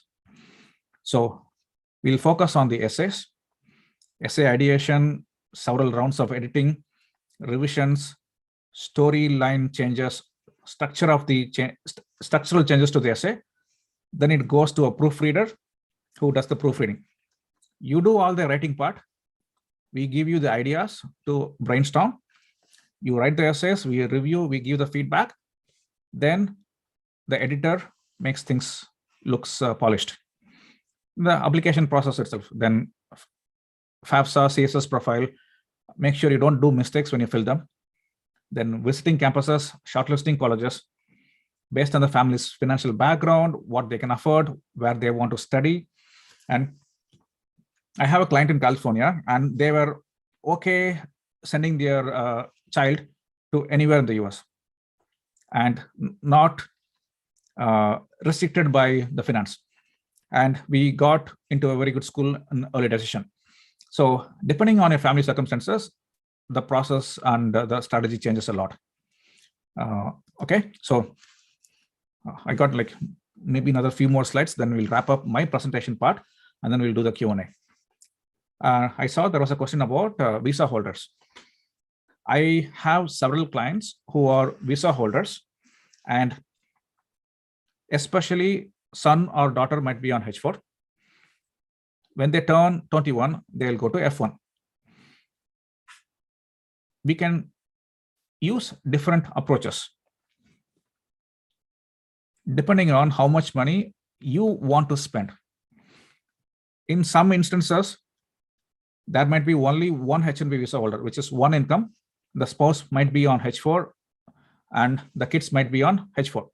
So when you have one income and you do not want to see their fees go from in-state to out of state when they turn 21, the approaches, can we get you into a university that gives you a flat scholarship for all 4 years and lower your costs?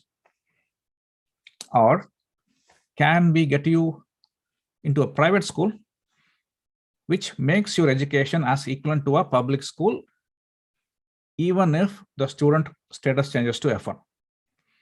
And there are some universities where even though the status will change to F1, you could continue to still pay in-state fees. So that approach varies. Since H4 visa holders are not eligible to apply for FAFSA, you will not qualify for need-based, but you can still file CSS profile. And H4 visa holders are eligible to get scholarships, which is merit-based. So the approach depends on the family and where you are located, what is your target score, what target program. All right. And why do you really need a college coach? Based on my experience, it can be summed into 2 short factors. I have like 8 or 9 here, but there is going to be 2 common themes. Lack of knowledge, especially the parents who did not go to school in the US, and the kids are struggling to decide between what college, how much to spend, and whatnot. So lack of knowledge is one. Next one is lack of time. When you say lack of time, there are a lot of granular details and things that goes into this process. How to present your application, what strategy to use, what measure to apply. Some of the kids, this is what I want to study, I'm going to apply for this, here are my activities and move on. But every element of it has to be thought out. So the granular details, you may not be able to learn in the 6 or 7 months that you are spending. For example, let's say somebody is writing an essay in a month's time and they decide for colleges, you spend about a month. Think about somebody like me who literally spends 10 to 15 hours with a single student in the application process.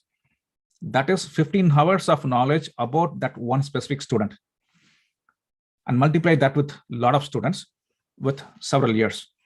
Now, you have to gain that sort of knowledge. Does this school give you financial aid in general for out-of-state students or not?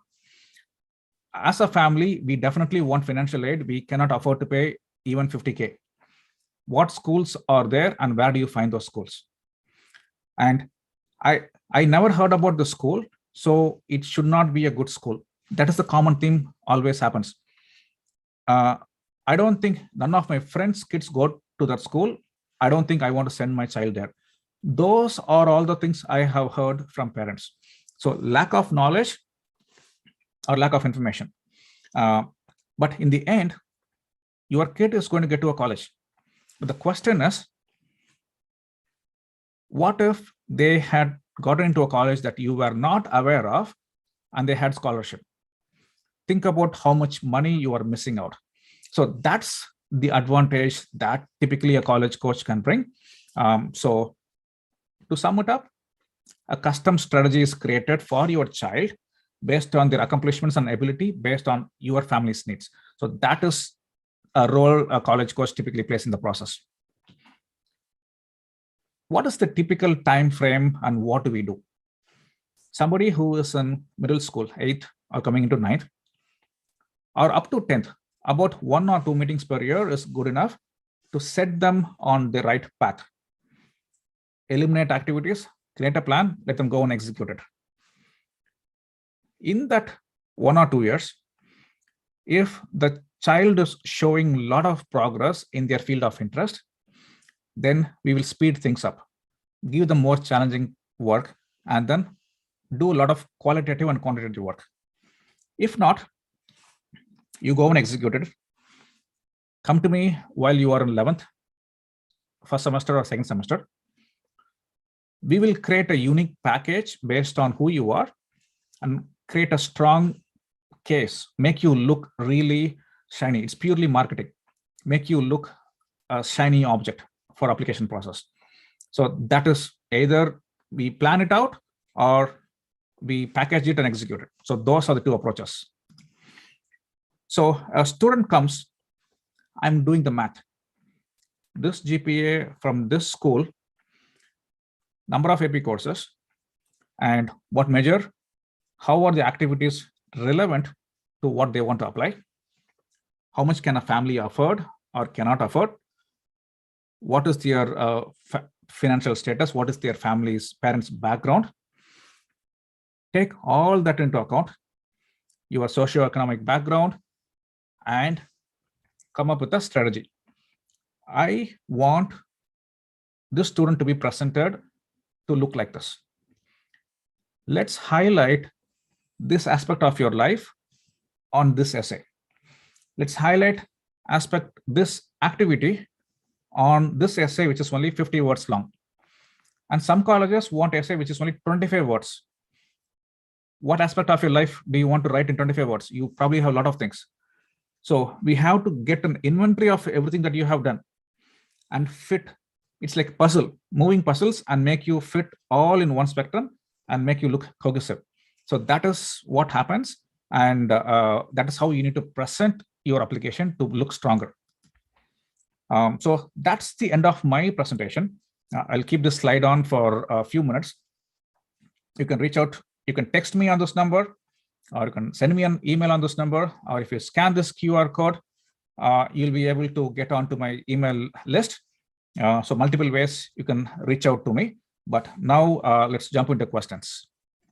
All right. Any panelist, if you had any questions, you can unmute and then speak to me directly. All right. Malar, any questions, Malar, so far? No, Raghav, we are good.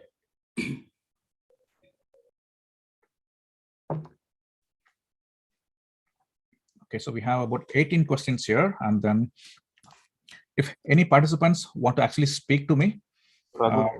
Yes, John. There is another question on the chat session, but I'll ask him to send it in your email. That's more like a personal question. So sure. All right. Sounds good. So if anybody wants to actually speak up and ask, raise your hand in Zoom. You'll be able to actually speak up and ask. If not, you can, of course, happy to post in the Q&A. I'm going to go through them and answer one at a time. So question from Kavita. Can you explain the role of athletics can play in admission process? Absolutely. For athletics, the recruitment happens from the college. If the student is really good, most of the times the college coaches will get recruited. But your high school coach or athletic director should be your first point of contact. They will prepare a presentation and send it to multiple colleges. Then the colleges will reach out to you. So there is an NCAA rule where you have to approach them first and they will come to you. So following that, the student is really good and they have athletic ability. Then you have Division 1 and Division 2 where you get scholarships. On Division 3, you will not get a scholarship. For example, colleges like Johns Hopkins, highly selective school, it's a very good school. They are a Division 3 college. sports is not their primary thing, and you don't get any scholarship to take part in the sports because they are Division 3 schools. So it is possible, but the first point of contact I will recommend is to start from your high school coach. Hi, Dinesh. You should be able to unmute and speak. Hey, Dinesh. Hey, Raghu. First of all, I'm happy to listen to you. Very informative. Sure. And thanks to John and the entire STM team for organizing something like this, right? So question here is, so as first generation immigrants here, right? We are like headless chickens here, like running around. As you said, like lack of knowledge is a primary factor. Not knowing what to do, and typically, if you realize, we Indians, right, are sold on brands. We want our kids into IITs or RECs. So that's what we are sold. We are not specifically saying, you know what, I need my kid into, or like the kid really wants to get into something specific to mathematics or specific to computer science. It's not like that. It's either an engineer, doctor, or lawyer. That's how it's been all along, right? So in the US, we understand, like, when a Stanford probably is good for something. MIT is good for something else. Maybe you need not select an MIT. I don't know, for say doing something which is not which MIT is not great Good. for. Yeah, sure. So how do we like, as I said, like, we are sold on those brands, right? Now, is there any kind of guidance? My kid is in middle school, and it will be great to know what are the paths, avenues available, and how we can, set our journey towards that path right in the middle school. I know maybe it's a little late or early, I don't know. But if there is some guidance there, that will be very helpful too. Awesome.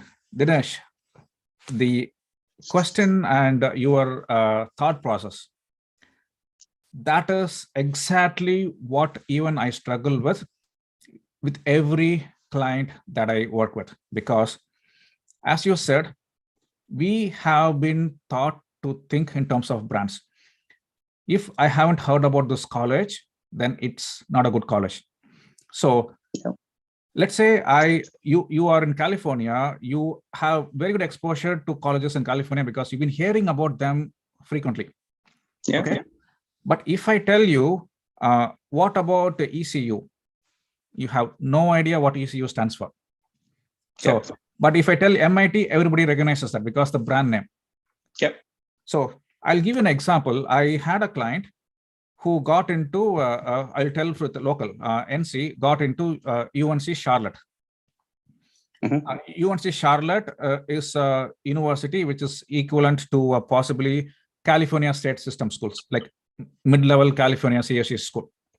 Okay. Mm-hmm. And the same student also got into a private school, which is also local. It's called an Elon University. You probably not heard about that. But no. Elon University is a private school. Lot of kids from New England area, Northeast, actually struggle and fight to come to Elon because affording $300K in New England area is damn expensive, but they have the same great quality of education for a much cheaper price in North Carolina. So they all come to Elon. If I tell the parents who are here locally in North Carolina, go to Elon, your kid will have an amazing experience. Instead of sending them to a UNC Greensboro or another school, which is under the UNC umbrella, but the kid did not get into a better school, they will hesitate a lot because nobody in the Indian family circle send their kid to Elon. But I personally know Elon has an amazing study abroad program. Their student faculty ratio is really small. You can't replicate that experience in any other school their kid got into because they just do not know the brand name. They are worried about what their friends will think about if they think, hey, I'm sending my kid to Elon. So that stigma is very, very difficult to get rid of. 10% of my clients are okay. And the very first call I have with them, and they will tell, Raghu, we don't care about the brand name. We just want the best fit for my son. So another example I can tell you, same with school. There are several really, really niche schools. Deep Springs. Have you heard about that college? No. No. Still an Indian. Yeah. Just Solon brands. So Deep Springs is right there in California, Nevada border. Okay. They accept only 14 students in 1 year. Okay. They are only a 2-year college. So they have only 28 students in campus. All 28 students are funded by the college. Okay. There is no classroom. You will do farming. You will have to work on the animals, and people are lining up to get accepted into the school. Okay. And students who go to that school typically end up going to a much highly selective school after coming out of there. So that sort of thinking process is very, very difficult to bring into the Indian families. So whatever we decide, okay, in the month of May or June, Dinesh, I will give them all this list. I'll give them exposure to the wide spectrum of opportunities that will have. At that point, they will tell, I'm okay to spend $300,000. But Raghu, you have these 3 schools. I never heard about it. Do you think we can skip it?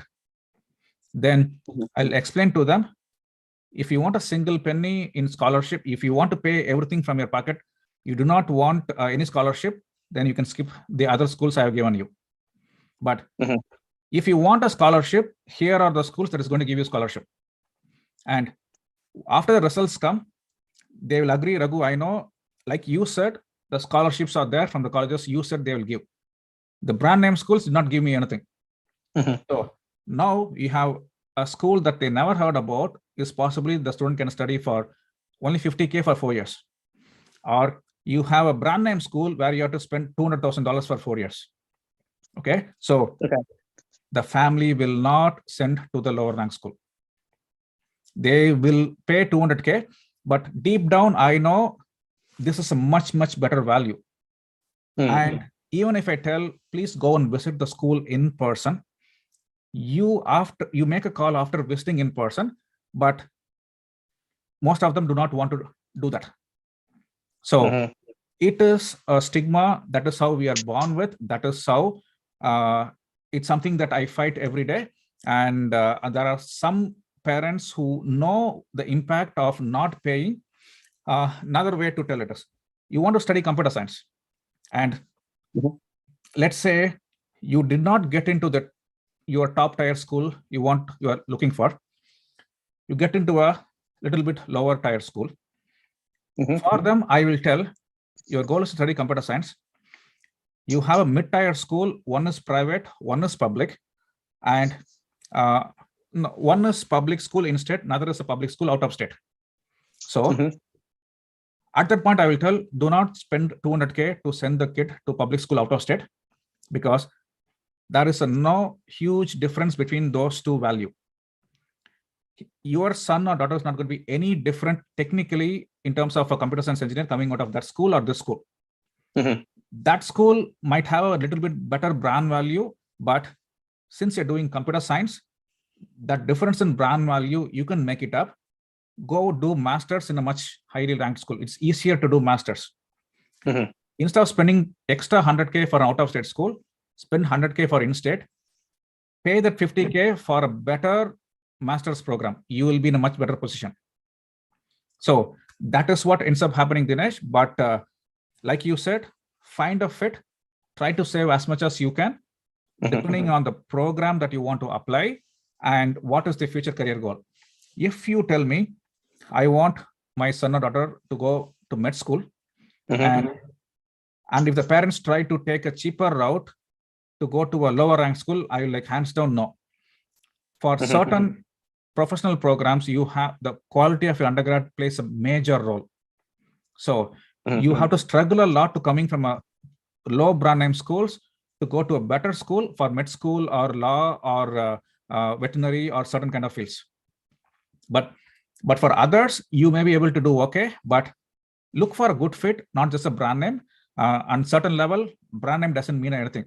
Whether who you know, and that is what matters. And the other schools give you that stronger connection, not the brand name schools. In brand name, you are just a number. You are going to be one among the thousands, and you have to struggle to stand out. Got it. Understood. Yeah. So, Raghu, I believe your program primarily caters to the 11th, 12th graders, right, or the high school. No, I was just Sorry, please continue. Sorry for cutting you off. Yeah, so I was, as I said, my kid is in the middle school, and what I'm like, I don't know if if you're offering any services, like guidance services. As I said, first-time immigrant here in the US, so kind of not really clear, right? There are so many opportunities here. I understand, but it'll be great to have some kind of guidance saying that what, these are some of the avenues available. And maybe these are some of the activities, extracurricular activities. We are sold on just getting good scores, right? So that's the only thing that we do. And as you rightly pointed out, you pointed out some 6 or 7 activities, extracurricular activities that we Indians typically do. That's exactly what are the extracurricular activities that the kids are. I mean, my kid is also doing, right? So what more, because I see that the essay needs to differentiate. It really needs to stand out. So if there is some guidance, right from middle school, this is the path you should take to stand out while you come out of high school. If there is any service like that, that will be great. Sure. We'll be happy to get involved in those things. So what I have seen, I actually launched a program called as a college lab. It is like membership program where I want to interview kids who are in college and reverse engineer the process until, okay, how did you write your essay? Like, I have my own clients. I can anonymize them and share the data. Okay. So that program is purely digital, where it will have webinars like this, where I go over case studies. And I launched it literally like 3-4 days back because there was a deadline that was coming up for a group of folks, but unfortunately, not even a single parent joined. So that's why I was kind of. I think that will be great, very, very helpful. If you can reverse engineer and share those, right? That kind of gives us clear view of what steps we should take, right? In order to go.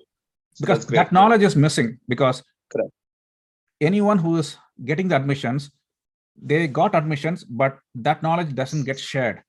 Even if it gets shared, the questions typically people ask is, what school did you get into, what program, and what major? Did you get scholarship or not? But what you need to be asking is, how did you write your essay? What aspects of your life did you write? Why did you write that essay? What was the essay topics for these colleges? What about the other colleges? What activities did you take part in? You had 15, but why did you list only 10? And so I wanted to provide that reverse engineered option. And because as one-on-one, there is only so many people I can serve. And as you can see, right, I'm talking for 2 hours, 2.5 hours now, and it will take me a day to recover after talking for 3 hours. And typically during the time when you're actually in a busy phase, I literally will speak for 8 hours nonstop, and then I go and crash. Next day morning, it repeats the same. So that's why I came up with this idea. But so far, it did not take off. But maybe, like you said, people, I might have to make the benefits a lot more clearer, so people understand from multiple case studies of the path. It's a video based, right? On webinar based, 1:many. So I can reach a lot more people, but it's there. I will send the details about that, Dinesh. Awesome, Raghu. Yeah, thank you so much. All right, sure. Awesome. Thank you, Dinesh. Okay, Raghu, I have a humble request to the participants. Since we have like 19 questions in the chat, please keep your questions short and sweet so that Raghu gets enough time to give us elaborative answers. Okay, all right, sounds good. So question from Jagdish. My question was on SAT. I heard colleges don't require SAT anymore. Can you clarify it? But so short answer, Jagdish, please don't fall for it. the colleges will not publish the statistics of the students they admitted who did not submit the test scores. If they tell it's purely test optional, we will give equal importance, then we have to see at least 50% acceptance rate from the kids who gave the test score versus who did not. But the colleges will not want to share the data. With 2 colleges that share the data, the acceptance rate who did not submit the test scores is around 20%. So that's why in a highly competitive college, please submit the test scores. And my personal experience with my own clients who had strong activities and who did not submit the test scores did not get into highly selective schools. So that is why one school, 2 students, one had really strong activity, low test score. Another student had a higher test score, and activity was not equivalent to the other student. The other student got scholarship, honors college. This student had only a fraction of scholarship, not the honors college. So test score plays a major role. So please don't skip it. Fahima is asking, do you help with college essays?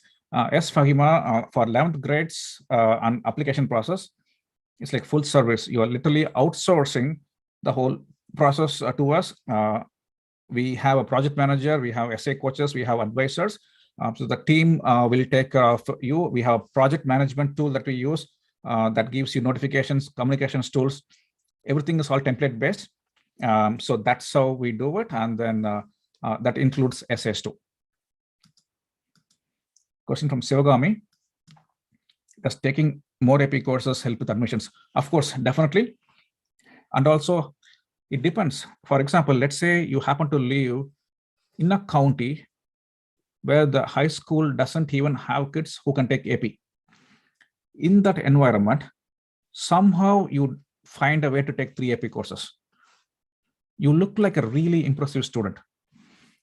In a school where they offer 30 AP courses, and on an average, if 15 students, on an average, the students are taking 15 courses, then if your kid takes only 7, it doesn't look impressive. So that's how the competitiveness of your school will determine how much you have to take in order to rank higher. Question from Aarti. What do you include in a college essay? I think I answered that, Aarti. It's about your personal story that has to be presented, not just the facts. Question from Anuja. Will students be compared with other students? Okay. Students be compared. Can the questions be? Okay. Will the students be compared to other students within their schools if they apply for the same university? Yes, they will be compared. Raju is asking, what would be the impact of students who are on dependent visa? So I covered that as well. Some schools are not aware of this dependency because in the Common App, you will still select as visa status, and it requires 2 different departments to come into the picture. Some schools get confused and they will treat you as an international student, and then they will ask you to send your TOEFL scores. So you have to go back to them and tell, hey, I am a high school graduate from the US. I do not need a TOEFL scores. Then they have to go update the system. But it takes a little bit of extra effort, but you shouldn't have much of an impact in terms of how they evaluate your admission between domestic versus international student. What are your thoughts on IB diploma program? AP or IB? Equal, no difference at all.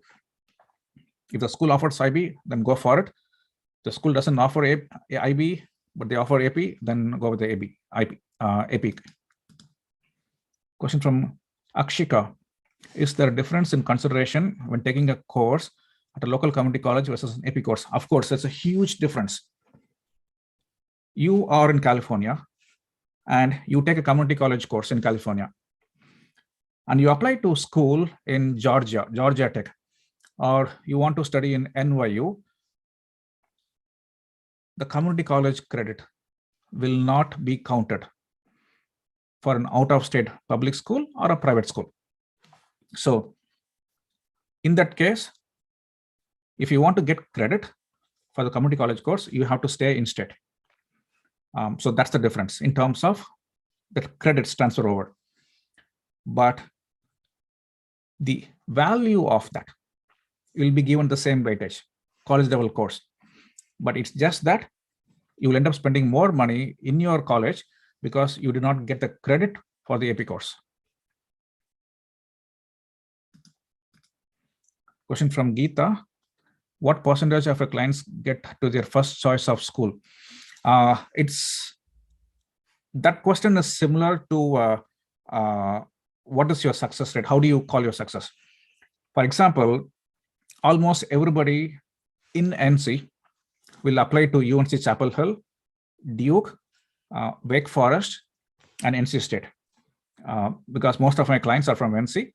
50% of my clients are from NC and others are spread all over the US. Duke acceptance rate is 6%. UNC Chapel Hill acceptance rate is 40% for in-state students, 10% for out-of-state students. But here is the challenge.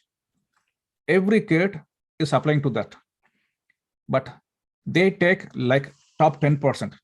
So which means, will they get it in? No, they will not. So it's very difficult to give a tough number, a number that they get into top 3 colleges. The reason is high test scores, high GPA, but all my schools are in Ivy Leagues. I have a client who said, I want brand name schools. I'm not going to send for non-brand name schools. I want brand name schools. So we applied to safety for a few schools. And then we applied for Duke, Pittsburgh, Wake Forest, NYU, Cornell, and we also applied to UT Austin and a couple of schools. So realistically, looking at the numbers, I know the student will not get there. But why did we apply? Because that's what the parents wanted. We just want to throw and try our luck. In college admission process, it is not where luck happens, whether you make it in or not. So in that case, it is not possible because the expectations are here, but the accomplishments are here. So it's a very, very difficult question to answer in terms of how many get into top 3 colleges. Success rate, I have a kid who probably did not expect to get a scholarship, but UNC Chapel Hill with full scholarship, admission to Georgia Tech, and we are waiting for Ivy Leagues to come into picture. So take a kid who has low GPA, possibly even not get into an engineering program, get them to engineering. That is awesome. Parents are super happy. A kid who is not able to get things work done on time, possibly they might not even apply to a few schools. Having them apply to 10 schools on time and get admitted into direct computer science, say in Purdue or Urbana-Champaign, they may not be the top school because they probably applied for much higher rank. Where they are and can they get it in? So that's how I define my success, than specifically telling you that will all my clients get into the top 3 choices. I have seen all the top websites tell my kids get into top 3, but in reality, it is just not possible for everybody to get into their top choices. It is how the makeup of the school. So hopefully that answers your question, Geeta. Does a 529 plan affect financial aid and scholarship? Very good question. Yes, 529 plan, whatever balance you have on the 529 plan, the colleges expect you to contribute 5.64% of that. But they know you have to give the entire amount to college. So in private schools, if you have a hefty 529 balance, forget about getting money from college because they know that money is coming to pay for the tuition fees. So for a high income family, anyway, if you do not qualify for financial aid based on the need, why not at least have a 529 plan? So that advantage number 1, I don't think California gives you a state tax credit. Even in NC, they don't give the credit. So it is not going to make a huge difference, but at least pick a plan where you have the option to select the funds where you can invest in. Number two, at least you have a peace of mind that I have a routine where I'm contributing money and it's going tax-free and it's right there. Instead of thinking about, oh, where do I find money? The college season is coming up. So peace of mind is what go for when you don't qualify for it. Or you might ask, if you don't do it, what is your plan B? How do you plan to save the money? So decide on that and then create a plan. But 5-9 plan will lower your scholarship availability given to you. I think there was another question from Raj along the same lines. Let me dismiss that. Is saving plan amount 25K or 30K, 33K annually? Savings plan amount. So the slide that I showed is you can have plan 1, which is the plan is what I shared is what the families have done in the past. Some of my clients, plan 1/3 of it, they are saving. Let's say you want to send your child to a private college and it's going to cost you $300,000. So 1/3 of that you will save throughout the course of the elementary, middle school or high school. The remaining 1/3, it is going to come from your earnings for those 4 years. The remaining 1/3 is a loan or whatnot. Or another plan is save 25K. Another 25K, the student has to work for it. Take a loan of 25K, and then another 25K comes from your earnings for the 4 years. So that is what I meant by the plan, Nathalie. So hopefully that answered your question. Question from Merlin. Can you talk a bit about AP versus IB courses, how it impacts college admissions? In terms of AP versus IB, how colleges treat them are pretty similar. The credits transferring over is also pretty similar. So you don't have to debate a lot between AP versus IB. Whichever is offered, go for it. So if an IB syllabus offers a medical track in your school and your child wants to become a doctor and you don't have such a predefined track for AP, then take the IB course. But they don't have IB at all, you have only AP, then you build a plan by taking relevant courses based on that.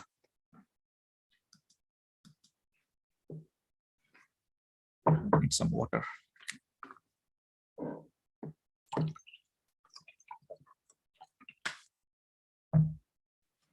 What if the high school does not report a rank? How do you affect the profile? Okay.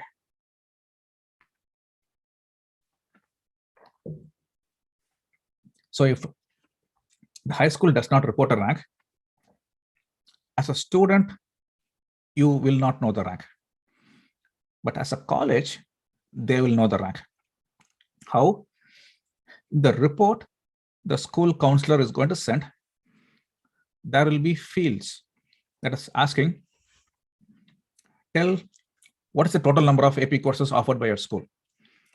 What is the average number of AP courses taken in your school by the students? And this student, could you rank? Where do they stand? Did they take a higher course load than average or low or below average? Just that factor will tell them where does the student rank among the others.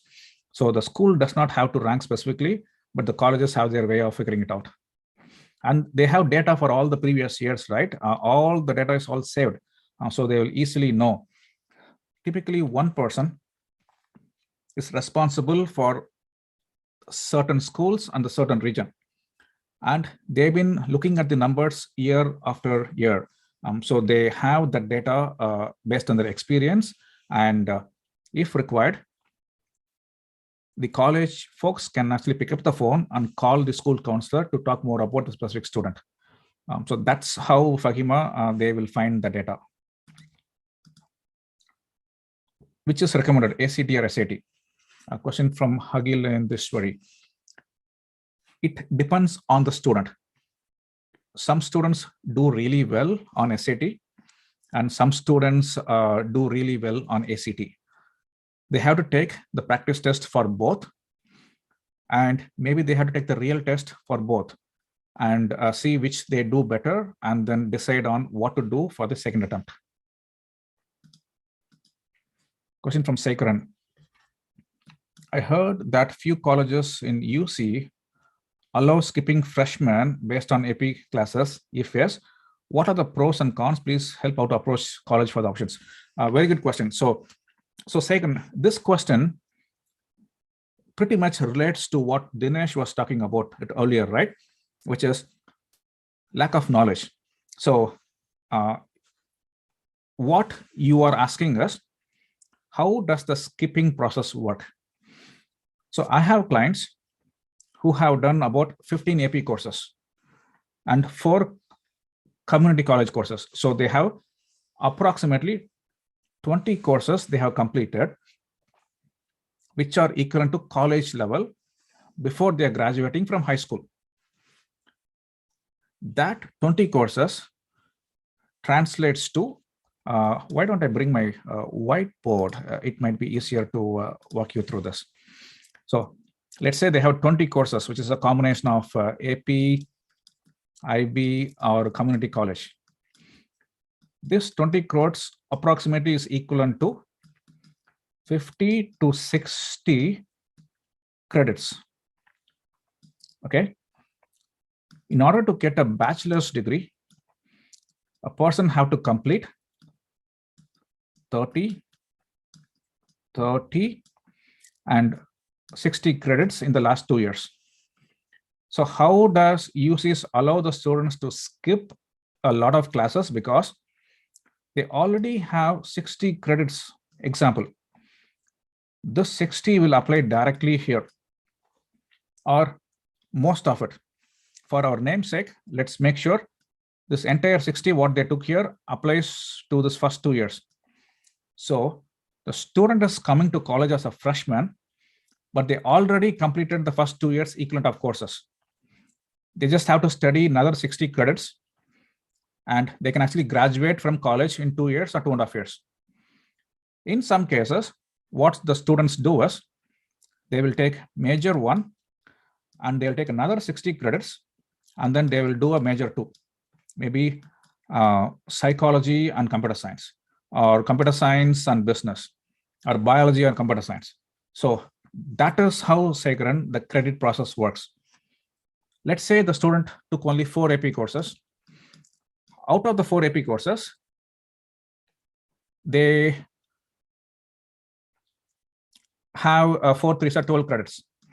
But one of those credits, this college is not accepting, which means they will have only 9 credits, which they will apply for the 30 in the first year, and the remaining 21 they will take. So they are still taking less number of courses, and they can replace with other courses. So that is how the credit transfer process works. Okay, so that was question from Sekaran. Dismiss that. Let's go to how do you decide which one to take? I'm not sure what's the context of that. So I think probably ACT or SAT was the question earlier. So I think I answered that. A question from Tilak. Great session. Can you share the recordings, please? Of course, recordings will be shared to you, Tilak. It is also, John, live streamed, right, Bala and John? So you can also watch directly from the live streaming page. Later. Yeah, we will be sharing recorded session in Facebook and YouTube channel STA. Sure. It's already YouTube live is going on. Yeah. Okay. All right. Okay. Sounds good, Bala. Raji is asking, Dinesh, you better consult him offline. Okay. What is your coaching fees? So Raj, please reach out to me. I shared my numbers right in another session. I'll share it again. We will discuss specific to your family and what grade your child is in, and then I can give you a customized option based on that. Okay, please.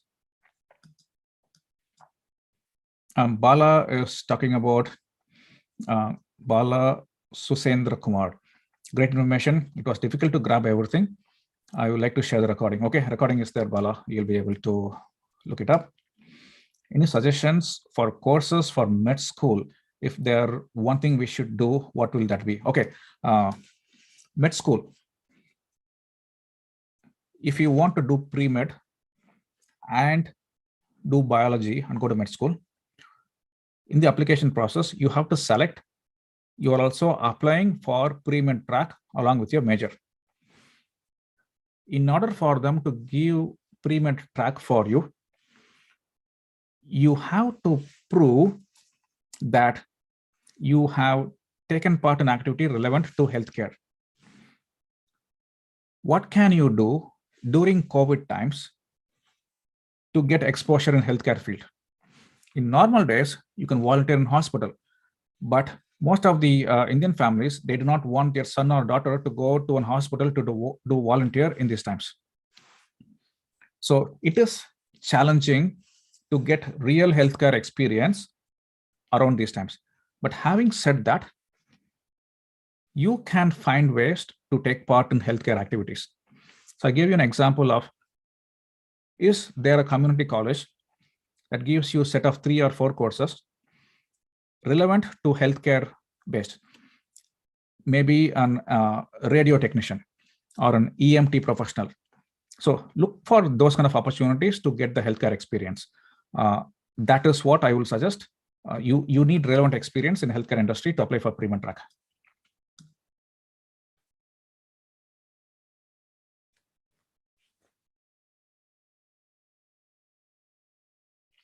Okay. Whatever you said about 529 plans and scholarship, is it for merit scholarship as well? So the 529 plan is treated separately. If you have money in that, 5.29% of that is going to be counted, 5.64 is counted towards, you have enough money to pay for college. But for merit is separate. Or the colleges could, private colleges could think that for this person who's living in this zip code, where the average house prices and the mortgage that they're paying is this much, they could easily have this much in income. And based on our statistics, a typical family is willing to pay up to 150K from their own money. So, and they also have 529 plan, which is worth 80K. Let's give them only X amount of scholarship, and that is good enough. That's how colleges think. So the merit based is totally separate, but when it comes to need based, all this mathematical formula they use to figure out how much money they have to give you. That's how Raj, they determine how much money to award. But if the student is really talented and they really want it, and they'll give you a lot more scholarship than that.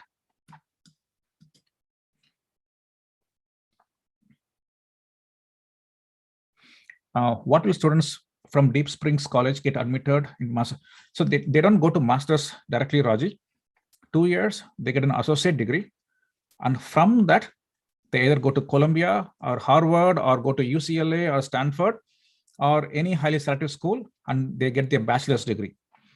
After that, they go to their master's. But who would want to send their son or daughter to go work in a farm and do farming? And literally the application process is all run by students. Please check out the colleges. It's very unique college. And I would happy to see somebody from an Indian family go to Deep Springs.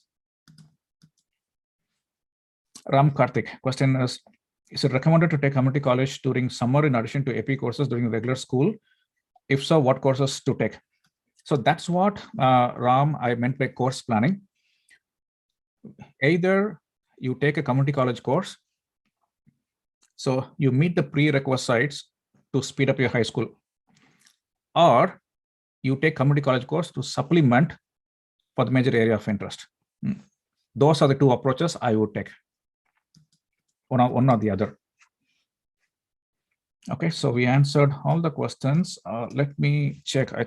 Somebody raised that. Yeah, Annathray. So we got stop sharing. Hi, Kanmani. Hi, thank you for the sharing your information. It was so informative for us. Thank you very much, and esteemed. And my question is, like, in my kids' school, they are offering APs only like junior year and senior year. and he is very much interested to take APs, and but like he wanted to go into computer science, and but like the junior year, like they are giving only like 4 APs, and he's pushing the computer science towards the end of senior year. Is it like okay to take the junior, finishing the computer science earlier, or like it's okay to take the end of the year is okay? Sure, Karmani. So some of my clients are doing AP even in 9th grade or 10th grade. So it all depends on the school and the student capacity. And if the school is not allowing AP courses, most of the schools, what happens is like how you said, for freshmen, they may just give only one AP course or none at all. Even if they give an AP course in freshman year, it might be like AP Psychology or AP Human Geography. Those are the 2 easiest courses they give. Or maybe AP World History. In 10th grade, they may give 1 or 2. But if they are giving all the AP courses like 4 in junior and 5 in senior, try to maximize whatever they're offering and see if you can replace and get a higher experience, higher course load by taking community college courses, depending on your school's setting and the makeup. Some schools will have a direct relationship with the community college. Whatever course you take in the community college will be visible in your high school transcript, and it can be replaced, and it can replace an existing course from the junior or senior year. In some cases, when they don't have the tie-up, you have to go to the community college, take them separately, and when you apply to college, you have to send that transcript separately from your high school transcript. So to give you a specific answer, I have to see what your son wants to study, son or daughter, what they have done so far, and create a plan either to meet the prerequisites or to supplement. So that's how you need to approach it. But I hope at least the message you got from today's session is plan to take more AP courses if you want to have a higher rigor. Don't just be reactive to tell what you are giving, I'll take something from there. If you see a potential in your child, then go for pushing their limits to have them take more. So if my kid, like if my in school they're not like recommending to take community courses, like if we take personally like paying to my kid like in summer classes, will that be accepted in college? Yep. So your school cannot stop you. If you want to do it, you can of course gladly do it. They are not in a position where they can tell, we do not want you to do it. The question you need to ask is, why are they not recommending it? So find that answer for that, and based on that, you can make a call. But taking a community college course by your own effort, it has all positive impact. None of them are negative. Thank you so much. Sure, Karmani. Thank you. Hi, Sacramento. Hey, Raghu, how are you? I'm good, Sacramento. How are you? How can I'm I help? doing good. What's your Good, question? good. Thanks, Raghu. Yeah, thanks for your time. So you have shared so many experience from your side also. Yeah, I have a question. I'm not sure you can answer this one. Regarding F1 transfer in a short period, is the fee structure will affect if the student is in H4 for a couple of months or few months initially? Let me put one example. A student has enrolled in UC as a H4 while applying and also till acceptance level also. Assume June period or July period. After that, due to some reason, if anything, we can move to F1 later, maybe. I hope you understand the question. Yep. Yeah, So yeah. yes, the schools will convert in-state into out-of-state fees because you will become an F1 international student. Then you will pay the same fees what an international student is going to pay, even though you are a resident for tax purposes and whatnot, because the F1 status will automatically have them increase the fees. It's the biggest challenge with the parents that they're dealing with, right? So specifically for California, I do not know for individual schools, but you can directly send an email to the admissions office and tell them, if this happens, what is your policy? Do they still pay in state or do they pay out of state? And if the transfer of H4 to F1 happens in between the semester, when does the fee structure apply? Those are the questions you can ask the individual schools. But for the most schools, next semester on, they'll start paying the out of state fees. Okay. Yeah. Thanks, Okay. Raghu. Yeah. Thank you, Sekran. All right. Any further questions? I have one question, Malar. Sure. Hi, Raghu. It's Bala here. I have Hi, Bala. one question, personal question. I thought I'd check with you. Sure. It's regarding languages. You know, in especially California, we study here, many kids study Spanish, and some people goes to French, and even we get as Tamil or any other languages, right? So how much this on honor English mainly? So how much this one will impact to the college? Because is it really helpful to push the kids for honor English, kind of, right? Because again, compared to AP Math 2 or pushing that level, or this one, which one is good actually? Okay, I'm glad you asked this question. I probably should have covered it somewhere during the call. So for highly selective college, I wanted to see 4 years of foreign language credit. Let's say the student is studying Tamil and then they have Tamil credit accepted by your school district, equivalent of say 2 credits. Then all they have to do is take 2 more credits of a foreign language and then be done with it. That gives us extra 2 courses, which they can replace it with any other course, maybe more AP courses or some other things.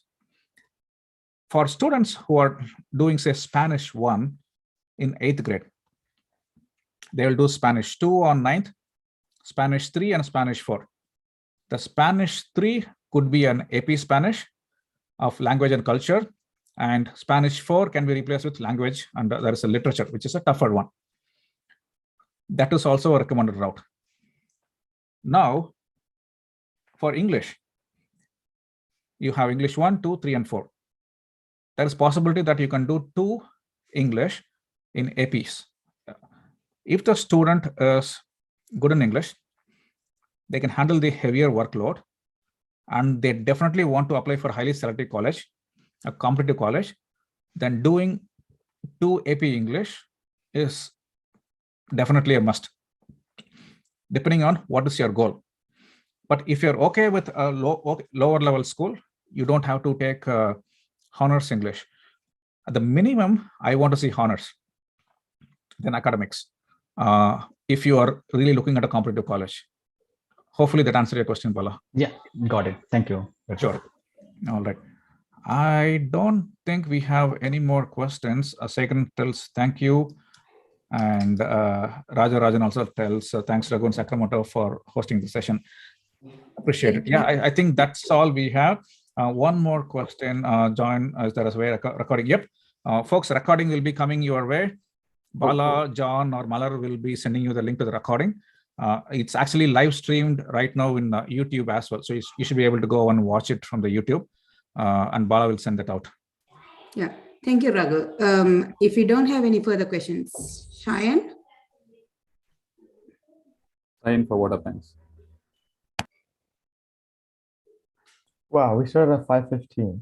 3 hours have went by so fast. It is 10:42 p.m. in the East Coast right now. I would like to thank Mr. Raghuram Sukumar for taking his time to conduct this very useful and informative webinar for STM and for us. This was a great opportunity for all of us to know more about the college admission process. The depth and breadth of this webinar clearly gives us an idea about the administration process, financial aids, and how to build a strong profile. We greatly appreciate your patience and time you took to answer each and every important question we had between the sections before we got lost. I'd like to thank you all for taking your time to attend this webinar from beginning to end, and I hope you guys got the best benefit out of it. Thank you for your questions, and I hope that you found answers too. Last but not least, I would like to thank our Youth Forum and Board of Directors for STM for helping to organize this webinar and providing all the technical support needed. If you ever want to contact Mr. Raghuram, you have his contact information. The recorded session of this event will be shared later at STM Facebook and the YouTube channel. Please subscribe to our Facebook and YouTube if you would like to get a notification for future events. You can find the links in the chat. I hope you all had a wonderful webinar. Thank you all and have a wonderful night. Thanks a lot, Arun. Thanks a lot. And I'm also going to share the link to join my newsletter list.